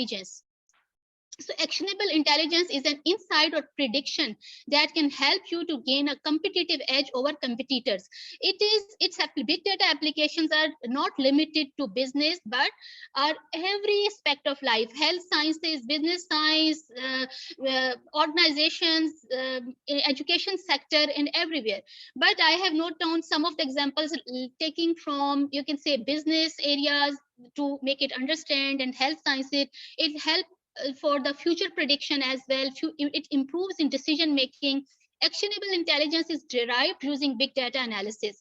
It is mostly used for competitor analysis to understand how can you do better than them. If we talk about business, at the same time, you also have to know where to draw a line. Actionable intelligence is one step ahead of business intelligence. It does not stop at providing data insight. It provides with a comprehensive plan to get best possible results from the inside. So we can say, like, to achieve this intelligence in every aspect of life, how big data works actually. Integration of multiple sources to bring the data to particular organization that is interested to do analysis, storing this data onto the cloud, because it is too huge, it is impossible to manage domestic systems. So we nowadays storage is offered by cloud, and using advanced analytics to work on big data and drive actionable intelligence. And we can visualize using visualization tools to present the insight in an easy, understandable format for the better decision making. Ms. Atika, So- sorry to interrupt you. Would you please show the slideshow? I mean, to show the slides. Oh, sorry, I am already sharing. I am surprised if they are not sharing. I'm Yeah. sharing my slides. Can't you see? Let Yeah. me reshare. Okay. Thank you.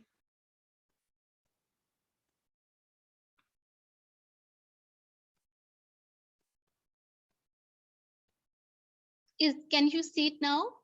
Yes, I mean, can you show that into the slide? Slide. Oh, okay, fine. Is it fine now? Yes, perfect. Okay, Thank you. good. Okay, so the need of big data. What is the need of big data and analytics? Obviously, the ultimate goal is to make better decision making, okay, in any field of life, including business, health sciences, education sector, business sector, banking, and finance, everywhere. Become a customer-centric business, reduce the cost of investment, increase operational efficiency, optimize the use of resources, risk detection, fraud detection, spam detection, you can say improve the business flexibility and data security and compliance. And now I want to move it towards big data and health sciences. So finally, big data can help identifying, prominently intervene on high risk and high cost patients, which is the demand of today. We know that COVID-19 has posed a severe challenge all around the world. So how we can use big data analytics to cope with these challenges? So effective way to manage these data can therefore facilitate in precision medicine, enabling detection of heterogeneity in patients, response to treatments, and in healthcare sectors. Moreover, big data and predictive analytics can contribute to precision public health by improving public health surveillance and assessment. Therefore, in a public health perspective, the gathering of a very large amount of data constitute resource to be used in epidemiological research, analysis of health needs of the population, evaluation of population-based interventions, and informed policy making. Also, many projects that in Europe are started for exploring the potential availability of big data in wide range of fields. And this is a study I found, a systematic review published in 2016 from European Commission that have identified 10 priority projects using big data implementation in Europe. They aim to support the sustainability and effectiveness of treatment, fighting chronic diseases, and supporting health the lifestyles. So these are the list of projects. You can see they are starting from 2013 until and the last project started from 2017 and ended 2020. And that their purpose was that there are various purposes. Few of the purposes listed here are the cloud-based software solution for next generation diagnostic infection diseases, empowering patients and strengthening self-management in cancer diseases, creating medically driven integrative bioinformatic application focused on oncology. Also, CNS disorders and their related factors, models of child health appraised, European networking, linking informatics and genomic of helper T cells. And similarly, a lot of projects are proposed by European Commission of Health Sciences. And next is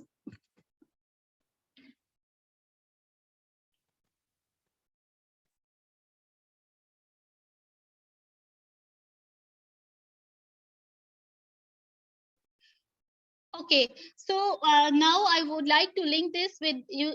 These are the health sciences application currently that I referred from until 2016, 2020 from European Commission of Sciences. But recently, since December 2019, coronavirus has posed a severe challenge to the world we can see, like, we all are well aware that 30th January 2020, Director of World Health Organization has declared COVID-19 as an epidemic from China.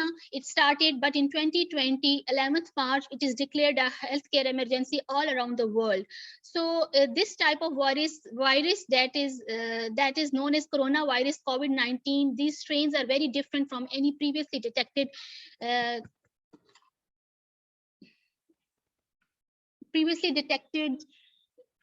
viral disease. And global spread of COVID-19 poses major challenges in all around the areas of life, including medical, business, economy section, education sector, mental health, psychology, social issues, and transportation issues as well.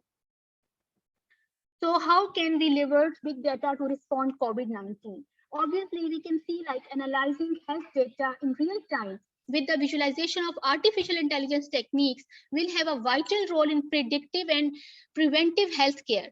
For example, it will help to predict the sites of infection and the flow of the virus. It will also help in estimating the needs of beds, healthcare specialists, and medical resources during such pandemic crises, as well as the diagnostics and characteristics of the virus. And we can see, like, for example, if there is, let's suppose how big data is helping towards it. Let us propose a hypothesis. For example, we can see, like, let's examine whether imposing a lockdown was the right decision or how we are doing it. This is the hypothesis. How can we use data analytics to prove this hypothesis right or wrong, right? So we split this major hypothesis in number of hypotheses or objectives. Like, for example, to solve this with data, we have to compare the countries which imposed the complete lockdown with the restricted lockdown and analyze the variation in the numbers of COVID-19 cases. And next objective would be, what could be the number of cases in United States if lockdown was implemented at the very early stage of spreading COVID-19? Because in US, we are comparing it, it depends on the research objective, that how we are comparing it. Like, for example, US is covering a large number of population, let's suppose. So we have to check it by analyzing the data. What could be the number of cases in US if lockdown was implemented the very early stage of spreading COVID-19?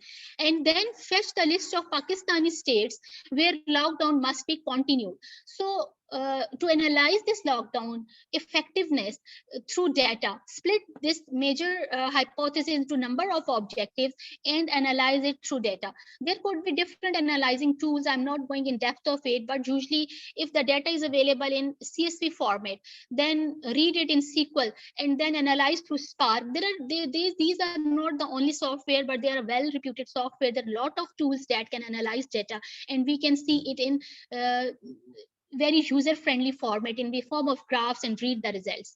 So this is the screenshot that I captured from World Health Organizational dashboard data. So in the early stages of COVID-19, confirmed, recovered, and death cases were not too many. But with passing time, you can see here how the number of cases are increasing actually. And this all is contributing towards big data, and we can analyze it in the form of user-friendly format. Also, there are different types and sources of medical data. Medical data could be retrieved from mobile and sensor data. There are a lot of apps that are continuously gathering our information,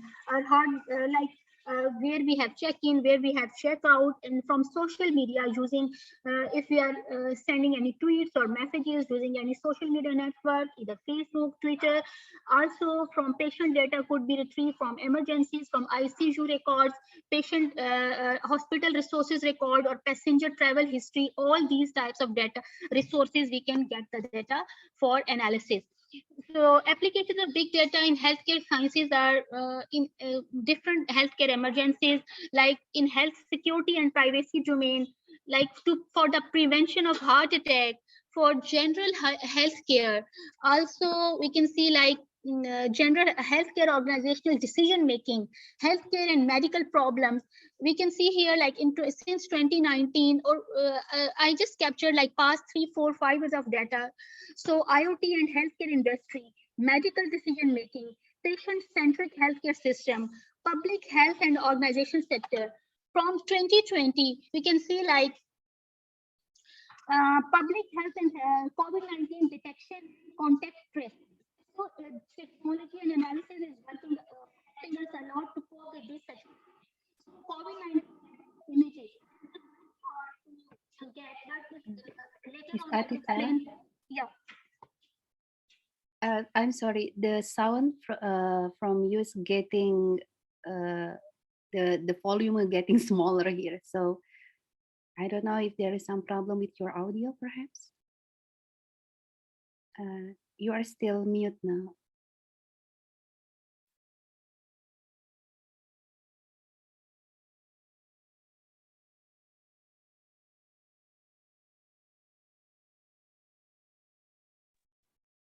Is it clear now? Because my volume and my internet is quite okay, but I just turn off video to make a better stable connection. Is it okay? Yes, it's clear now. Thank you. Okay.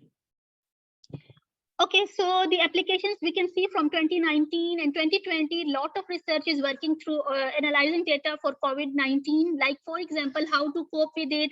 COVID-19 medical images are helping a lot to for discussion the role of medical imaging integrating with artificial intelligence in combating COVID-19.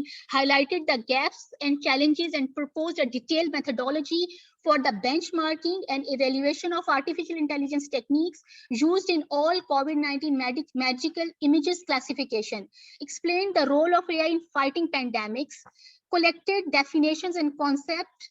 Also, we can say like provided and like we can say like mobile health, also exploring artificial intelligence application and big data analytics to provide insights for users to plan resource use.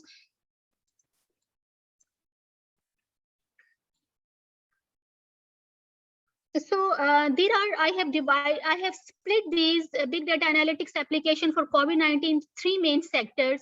Let's suppose they are diagnosis, estimation or risk estimations or prediction of risk, healthcare decision making, and the fourth sector, major sector is pharmaceuticals.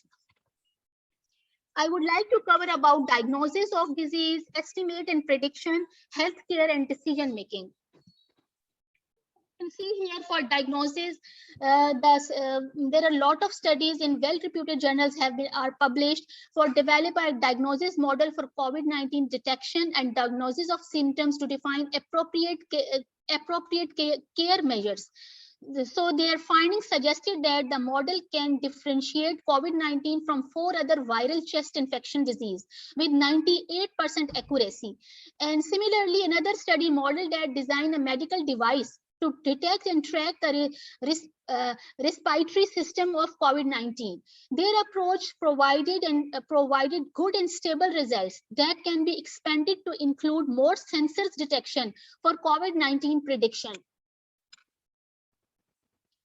And another study has proposed their aim was develop a remote patient monitoring program for discharged COVID-19 cases, so they can remotely access their capabilities and decrease the dimension of the risk, and investigate the smartwatch's usefulness in pre-symptoms to detect the pre-symptoms of COVID-19 detection.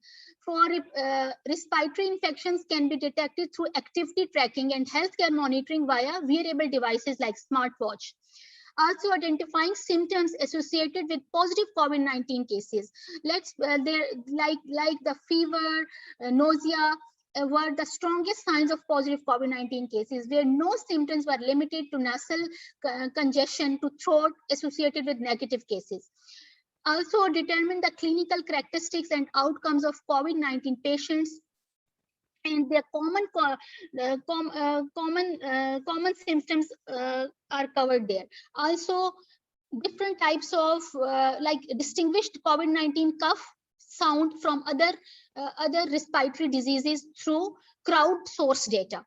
And then they find that wet and dry cough are the common symptoms of positive COVID-19 cases, where chest tightness and lack of smell are the common combination of symptoms. So they have classified the data of data by that is classified into different symptoms to distinguish it. Also, there are a lot of other studies are listed here, like identify the clinical characteristics of COVID-19, help in mapping the disease and guiding pandemic management.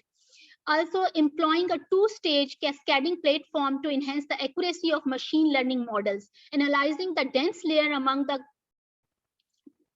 network can help to increase the accuracy of classification images in diabetic cases, analyze the effect of COVID-19 on patients with cardiovascular diseases. In these all are studies listed for diagnostic purpose and how data analytics is helping them to find the solution. And another area is estimate or risk prediction. For example, specify the effect of COVID-19 on cardiovascular system. The findings of the study indicates that cardiac function of the vital signs should be monitored in COVID-19 patients, especially those with hypertension, particularly fusion of severe myocardial injury, and discover unregistered suspected COVID-19 patients and infection places. They proposed a system to help identify the people who had close contact with COVID-19 patient. Also, verify in COVID-19 virus can be transmitted through indirect contact. How to propose the solution for it? The findings suggest that the virus can survive for a short period on surface, allowing indirect transmission of infection to uninfected people. Another study explained that it find the COVID-19 outbreak impact on the psychological side. Obviously, people are affected a lot in terms of psychology, and the COVID-19 outbreak has significant impact on mental health. So it is proven by the studies, and by looking into the data, the government policies can be made to tackle to widespread of mental health issue by launching some counseling programs and other strategies. Predicting the course of COVID-19 epidemic to design a control strategy. Like to achieve this goal, social distancing measures and lockdowns are necessary, and precautionary measures for COVID-19 can be relieved when tests are conducted on a large scale. And when we talk about healthcare decision making, then it is also helping. Data analytics is also helping in healthcare decision making in terms of COVID-19. For example, identifying the regional distribution of the spread of infection and the percentage of healthcare consumption in each region. So how to make it can help rely on mobile app to perform self-assessment, data collection that can display on interactive map and link to the results of COVID-19 tests.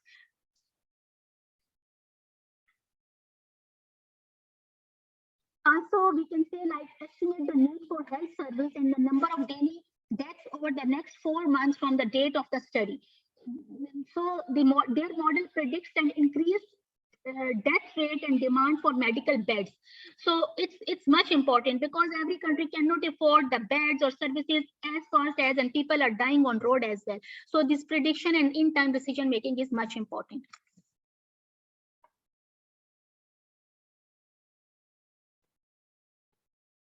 Also estimate the remaining period before consuming the operational capacity of the hospital and its resources for the better decision making. Risk assessment for epidemic in different countries, including Italy. Identification of high risk areas is much important, so that can take the precautionary measures in time, and all these.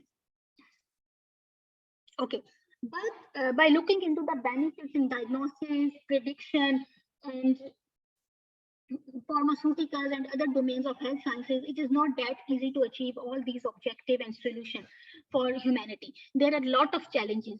Challenges are related to achieve data until data analysis. But few of the important key challenges are listed in this webinar here. First and foremost, the important key challenge is security and privacy. Security and privacy is a key challenge in healthcare sector. Healthcare data security and privacy is critical issue and common concern for authorities, even for patients.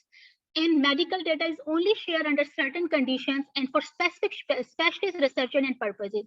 Being a researcher, when I try to do some research on medical images, when I requested to do this, I faced a lot of trouble in the sense like it is time consuming. We need to sign lot of forms, lot of approvals are required to grab little data. I even cannot get access to data because of these security and privacy issues.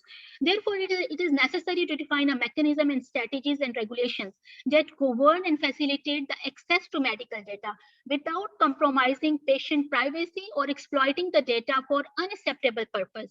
It is on high concern, especially when critical conditions occur and with the spread of dangerous epidemic or pandemic that need quick solutions such as COVID-19.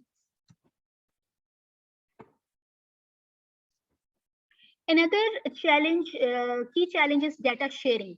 Variety and volume of data play a vital role in extracting useful information, but still we need to, there are, as well as understanding of various events when applying data analysis tool. For example, data sharing for related to COVID-19, the spread of COVID-19 in the city of Wuhan, China, raised concern in other countries about the characteristics of the virus. If we are aware of the characteristics of the virus, then we able to make research on it. We able to make the vaccine to protect the rest of the world from it. So its impact as well as determine the countries affected by the epidemic and whether it has been visited by travelers to find the root cause. Either it is going to spread with the handshake, it is going to spread with any other reason. To identify the reason, data sharing is much important. But this is a challenge that can be overcome by making use of blockchain technology, which help in large scale sharing of information security by make the patient anonymous and verify the data. So we cannot say that it is hard to get the data. So it doesn't mean to stop sharing the data. If the data has not been shared, we will not able to do research. We will not able, scientists will not, medical scientists or any scientist related to this domain will not able to provide the solution to save the humanity. So under certain rules and regulations, sharing is important to do to help humanity. Also, information correctness is much important, because internet and social media are the greatest source of transmitting information, but we need to identify if the information is correct or if it should not be spam, especially when we are talking about the disease, the effect of the virus, the impact of the vaccine. All of them will hinder the efforts of government and health agencies to contain the spread of virus and the prevention of human health, because it can, if the information is incorrect, people are talking wrong about the vaccine, and it is very common perception. There are a lot of rumors about the vaccine that can mislead the people and they avoid taking the vaccine. So they impact on negative psychological effects on society. So information, moreover, like incorrect information leads to wrong data analysis as well. But artificial intelligence and big data tools can use to check filter the information on the internet and alert the people for the misinformation and remove it from the network. So we can use artificial intelligence, we can use data analytics technique to filter out the spam information. We can stop and block the user data creating such type of information. So patient cooperation is much important.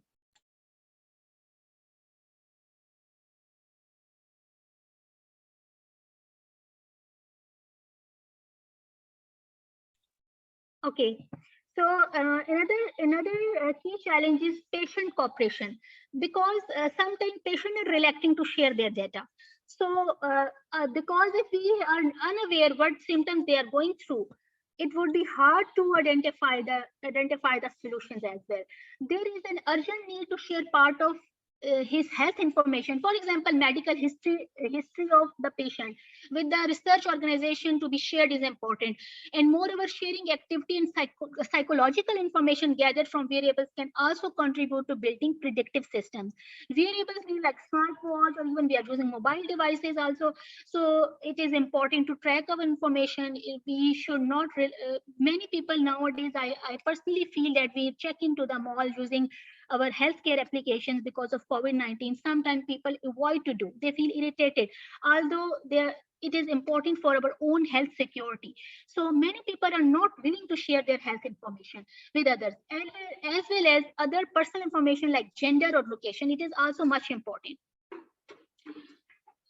During a survey conducted in January 2020, 37% of 4,600 individuals without severe disease indicate a willingness to blindly share their health information with the healthcare research organizations. Also, when being a researcher, when I was writing or submitting papers in the early stages of COVID-19, immediately journal sent me the email to allow access to share my draft or unpublished article with World Health Organization. So sometimes not only patient but researchers are reluctant to share their data because it is important.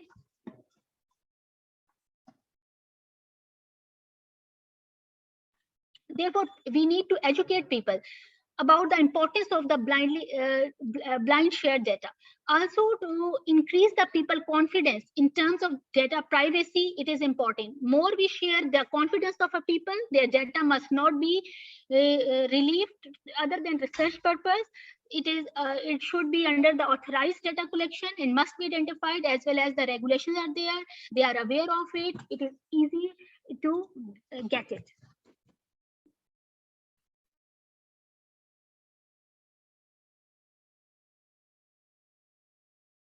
Okay, then there are ethical issues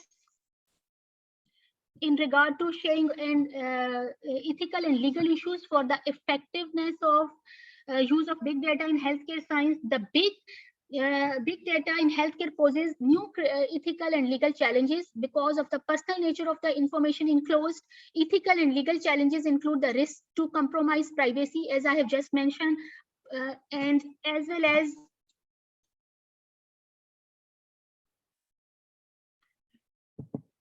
personal autonomy, as well as the effects on public demand for transparency, trust, and fairness while using big data. Data heterogeneity, data protection, analytical flows in analyzing data, and the lack of appropriate infrastructure for data storage emerged as critical technical and infrastructure issues that might endanger a big data-driven healthcare for healthcare sciences. Also, quality and security controls are needed. Data integrity, and while common, which is common when data from personal digital devices are used, can introduce small errors in one or multiple factors, which in turn can have an outsized effect on large-scale predictive models. So these are the legal issues, and insufficient and ineffective identification and biasness in data sets can become a major cause for distrust in public health services.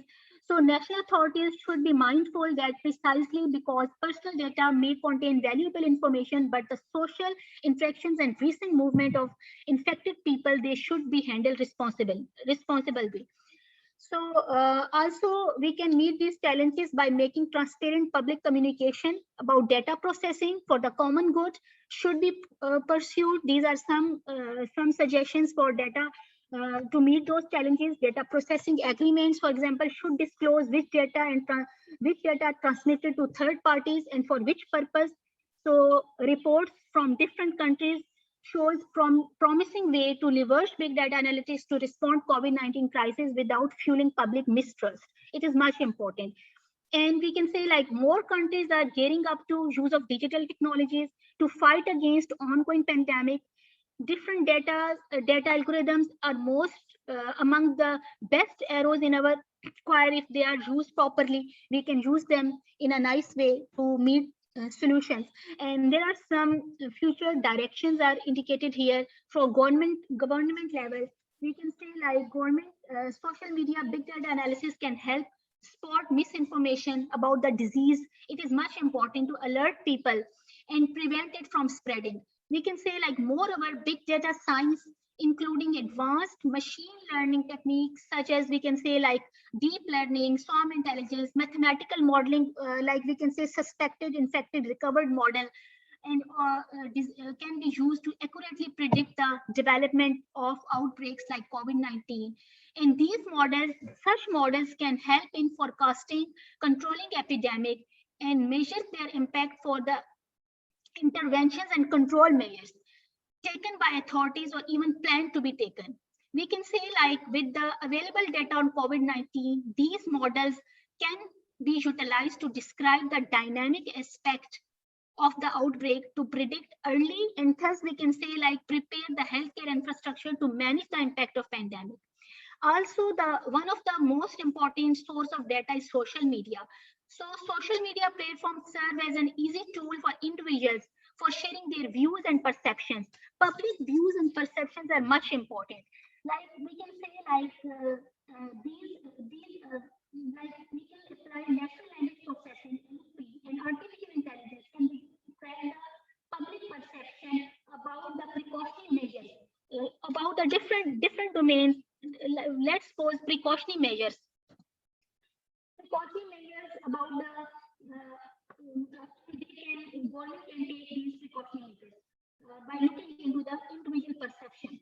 So say that some of the precautionary measures like lockdown, social distancing, remote work, online education also isolated the people, and in some cases may result in psychological health.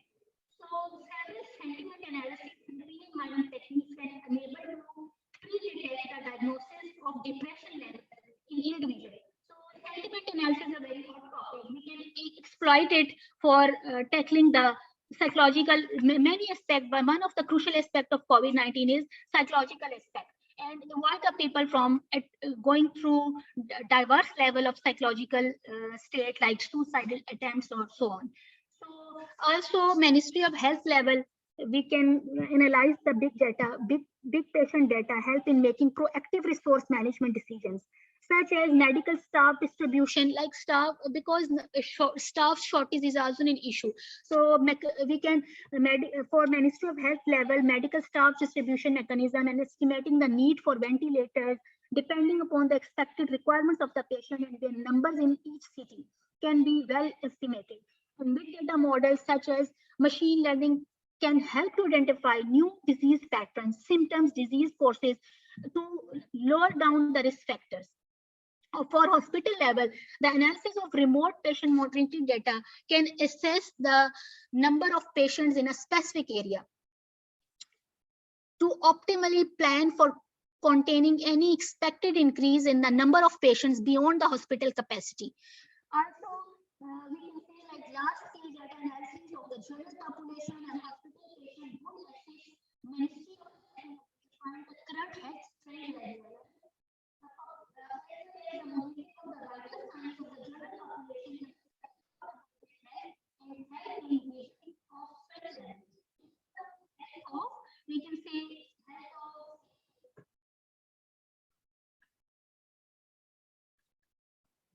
age group of people, like for example old age group people, youngster and kids. Also centralized real-time data visualization for the number of active infected cases can help MOS to identify the areas that contain huge numbers of COVID-19 patients.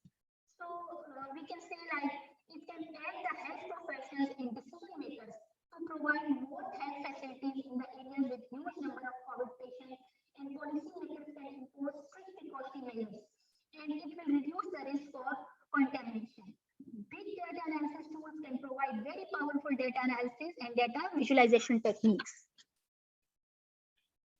And implications of artificial intelligence and machine learning techniques in the early diagnosis of the disease, in general COVID-19 specifically, shown the significant outcome. So we can say it helps for individual and patient level. It helps for responsible authorities level. For patient level, we can say like real-time analysis of hospital data that is related to admitted patient, waiting list or hospital capacity helps individuals locate less crowded hospital they can locate with earlier appointments and less waiting time. Also, linking patients' data to maps can reduce can help to identify the areas of infection and provide warnings to the people what they are in when they are in the areas to reduce the chance of infection. Also,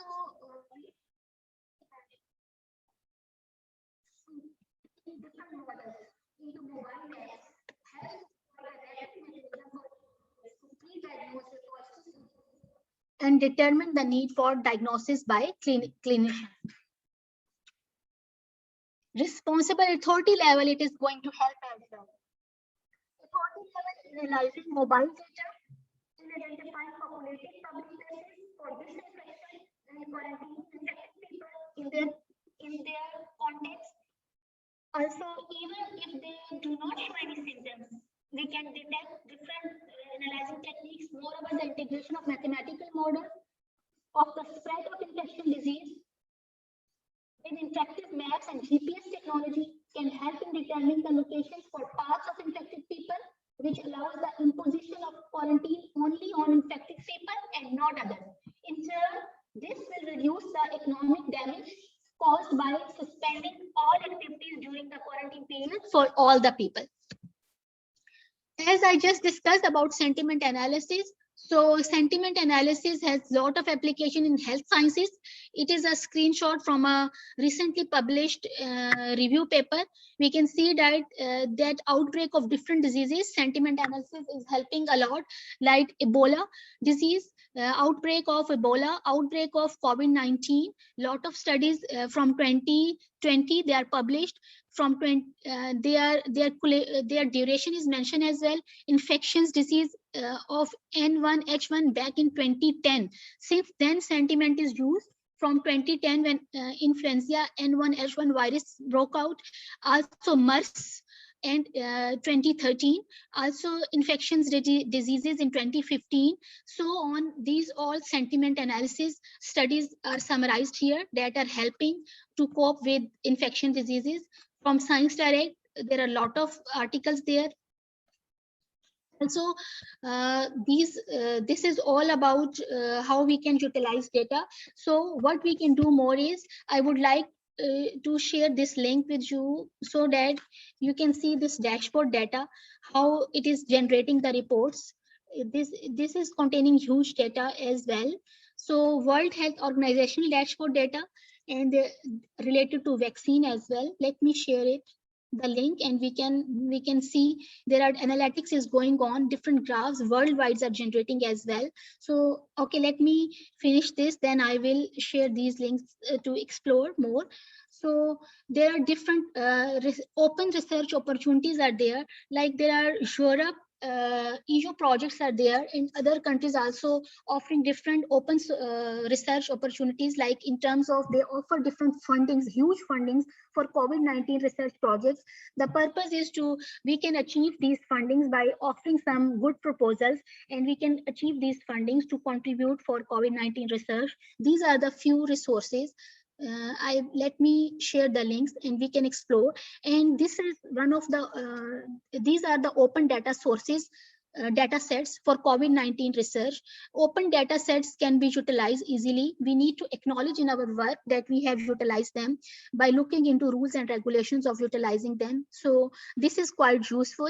We can download data from there from different sources, but openly available. Even Johns Hopkins have shared open data sources for infected, recovered, and death cases also. So that's all from my side, but I would like this to share. I would like to share these links. Thank you, everyone. So before I may end up, I would like to request you to please fill in the post-webinar survey for me. So let me share all these resources first, so you can explore them for funding.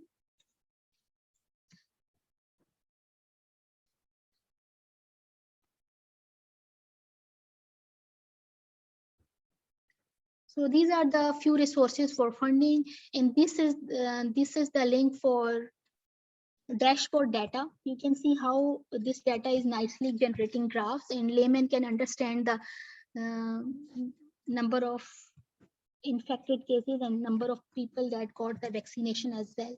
So please go through these links. And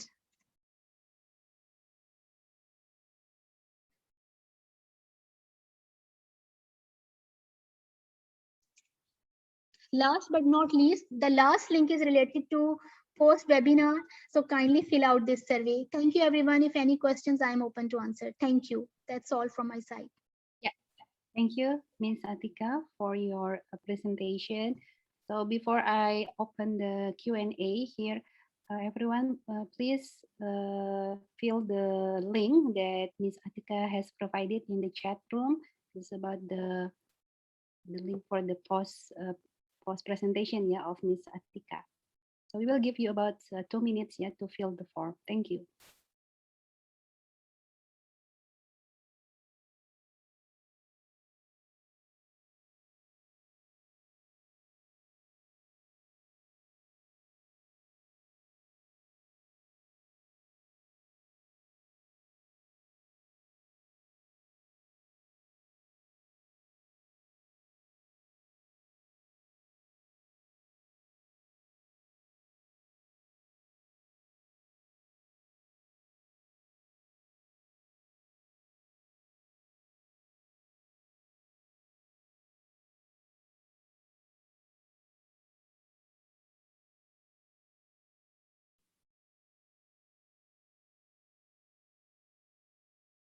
And then while waiting for some of you still filling the form, we are open for some questions.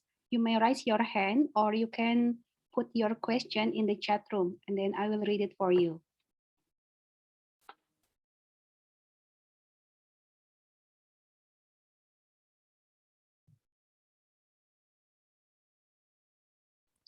Okay, so now while still waiting for perhaps some questions from you, Ms. Atika, I have some questions here. First, this is about the, since I know that you are have some research, yeah, about the opinion mining. Here I have a question. Do you have some findings, yeah, regarding some rumors, yeah, or issue that are related with the with the vaccine of COVID-19, yeah?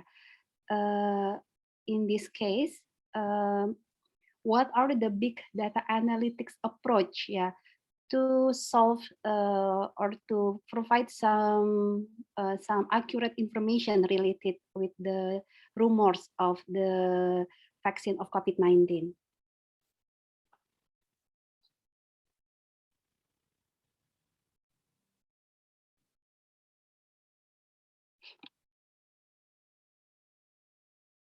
Okay, thank you for the question. Actually, yeah, thank you for the question. The thing is how big data is helping for vaccination. Yeah, it is helping in many aspects. For example, you can say like it is taking the records of successful vaccinated patients they recovered. Okay, it is helping to filter out the spam information about the rumors or data related to vaccine people are generating, to block the misinformation. It is helping to create awareness about the vaccine among the people as well. So there are diverse aspects it is helping. Big data is helping, big data analytics is helping. If we can look into dashboard data, you can see how clearly it is generating the graphs for successful patients that are recovered, that have been vaccinated, and that are living normal life. And it is helping to filter out the rumors and blocking the rumors about the vaccine as well, so that people can be aware of the positive aspect of vaccine as well. Okay, thank you. So in Indonesia, we have some opinion. Some people reject to get the vaccine. Do you also find those in your, I don't know, in Brunei perhaps, or in Malaysia? Yes, the thing is actually about the vaccine. I have just planned my research objective, but not started yet. But obviously, it should be a questionnaire survey-based study, so that I can take the feedback from the people. Okay, so that I can see, and it is a general perception that if there could be different type of study we can monitor. Like if I am going to plan a survey-based study, then I will pose some close-ended questions for them. Okay.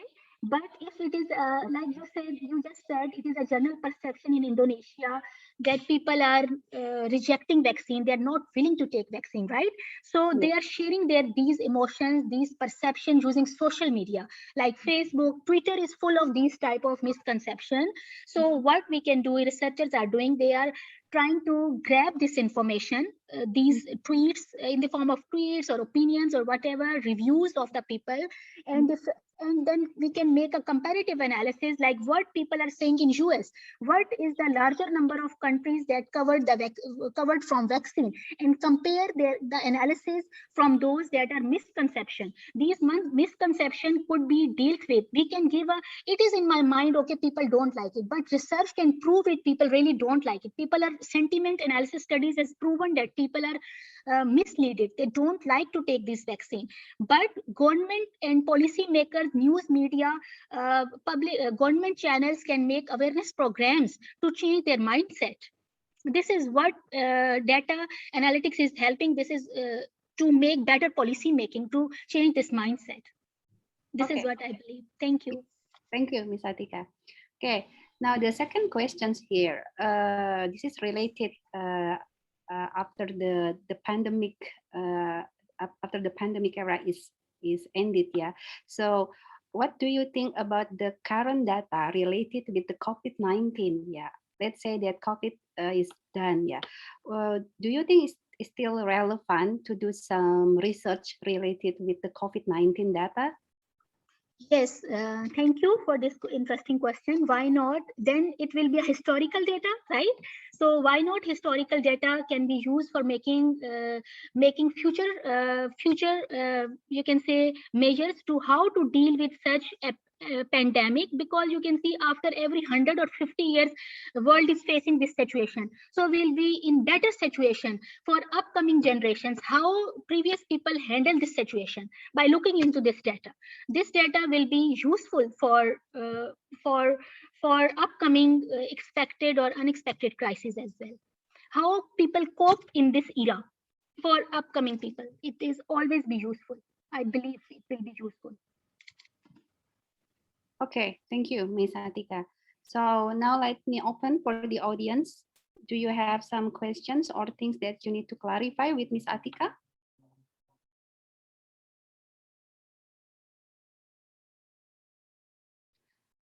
Okay, yeah. So Ms. Atika, can you share what is your current research now that related with the COVID-19? Okay, my current research, like, can I share my Google Scholar? Sure.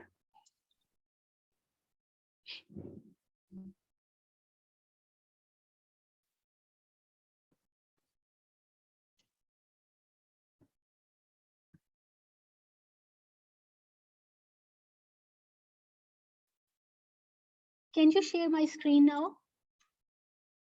Yes, we can see.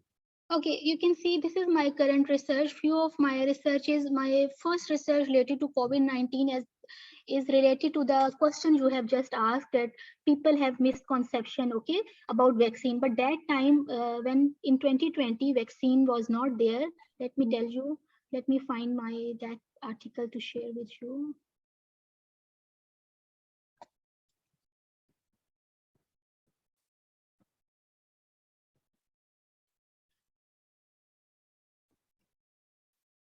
Okay, here you can see this article that I have published in 2020, analyzing situational awareness through public opinion to predict the adoption of social distancing amid pandemic COVID-19. So you can say now we can make such study about vaccine, but that time when epidemic was spreading towards pandemic, so situational awareness was much important.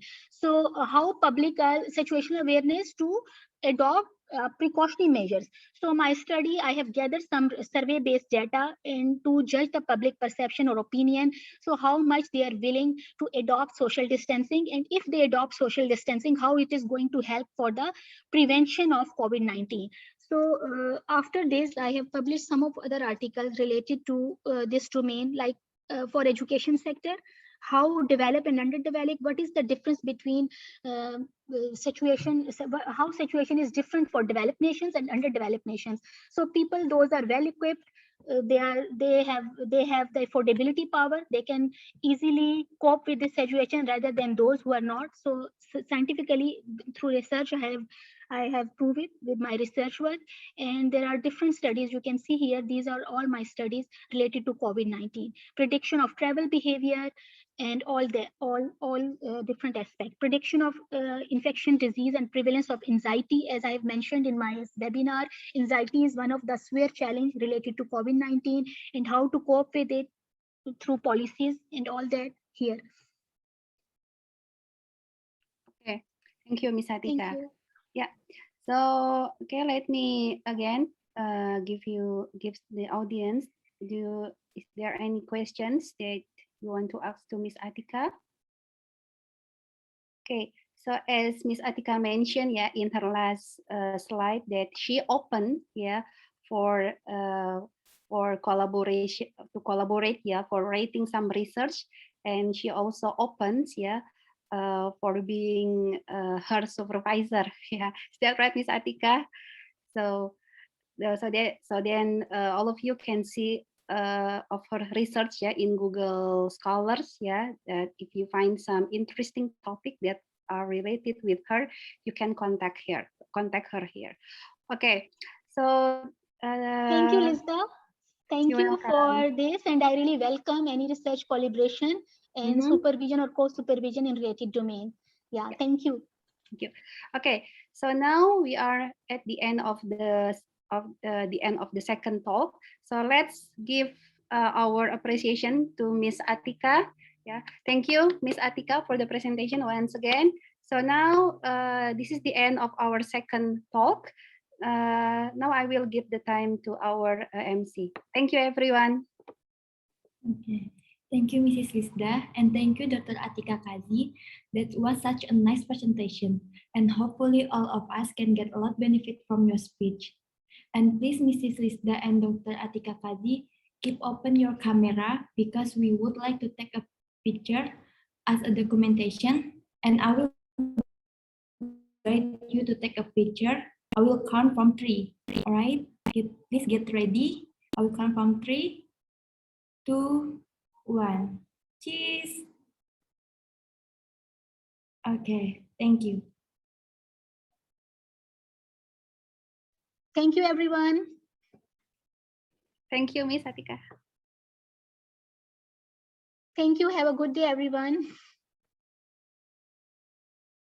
Thank you. You're welcome.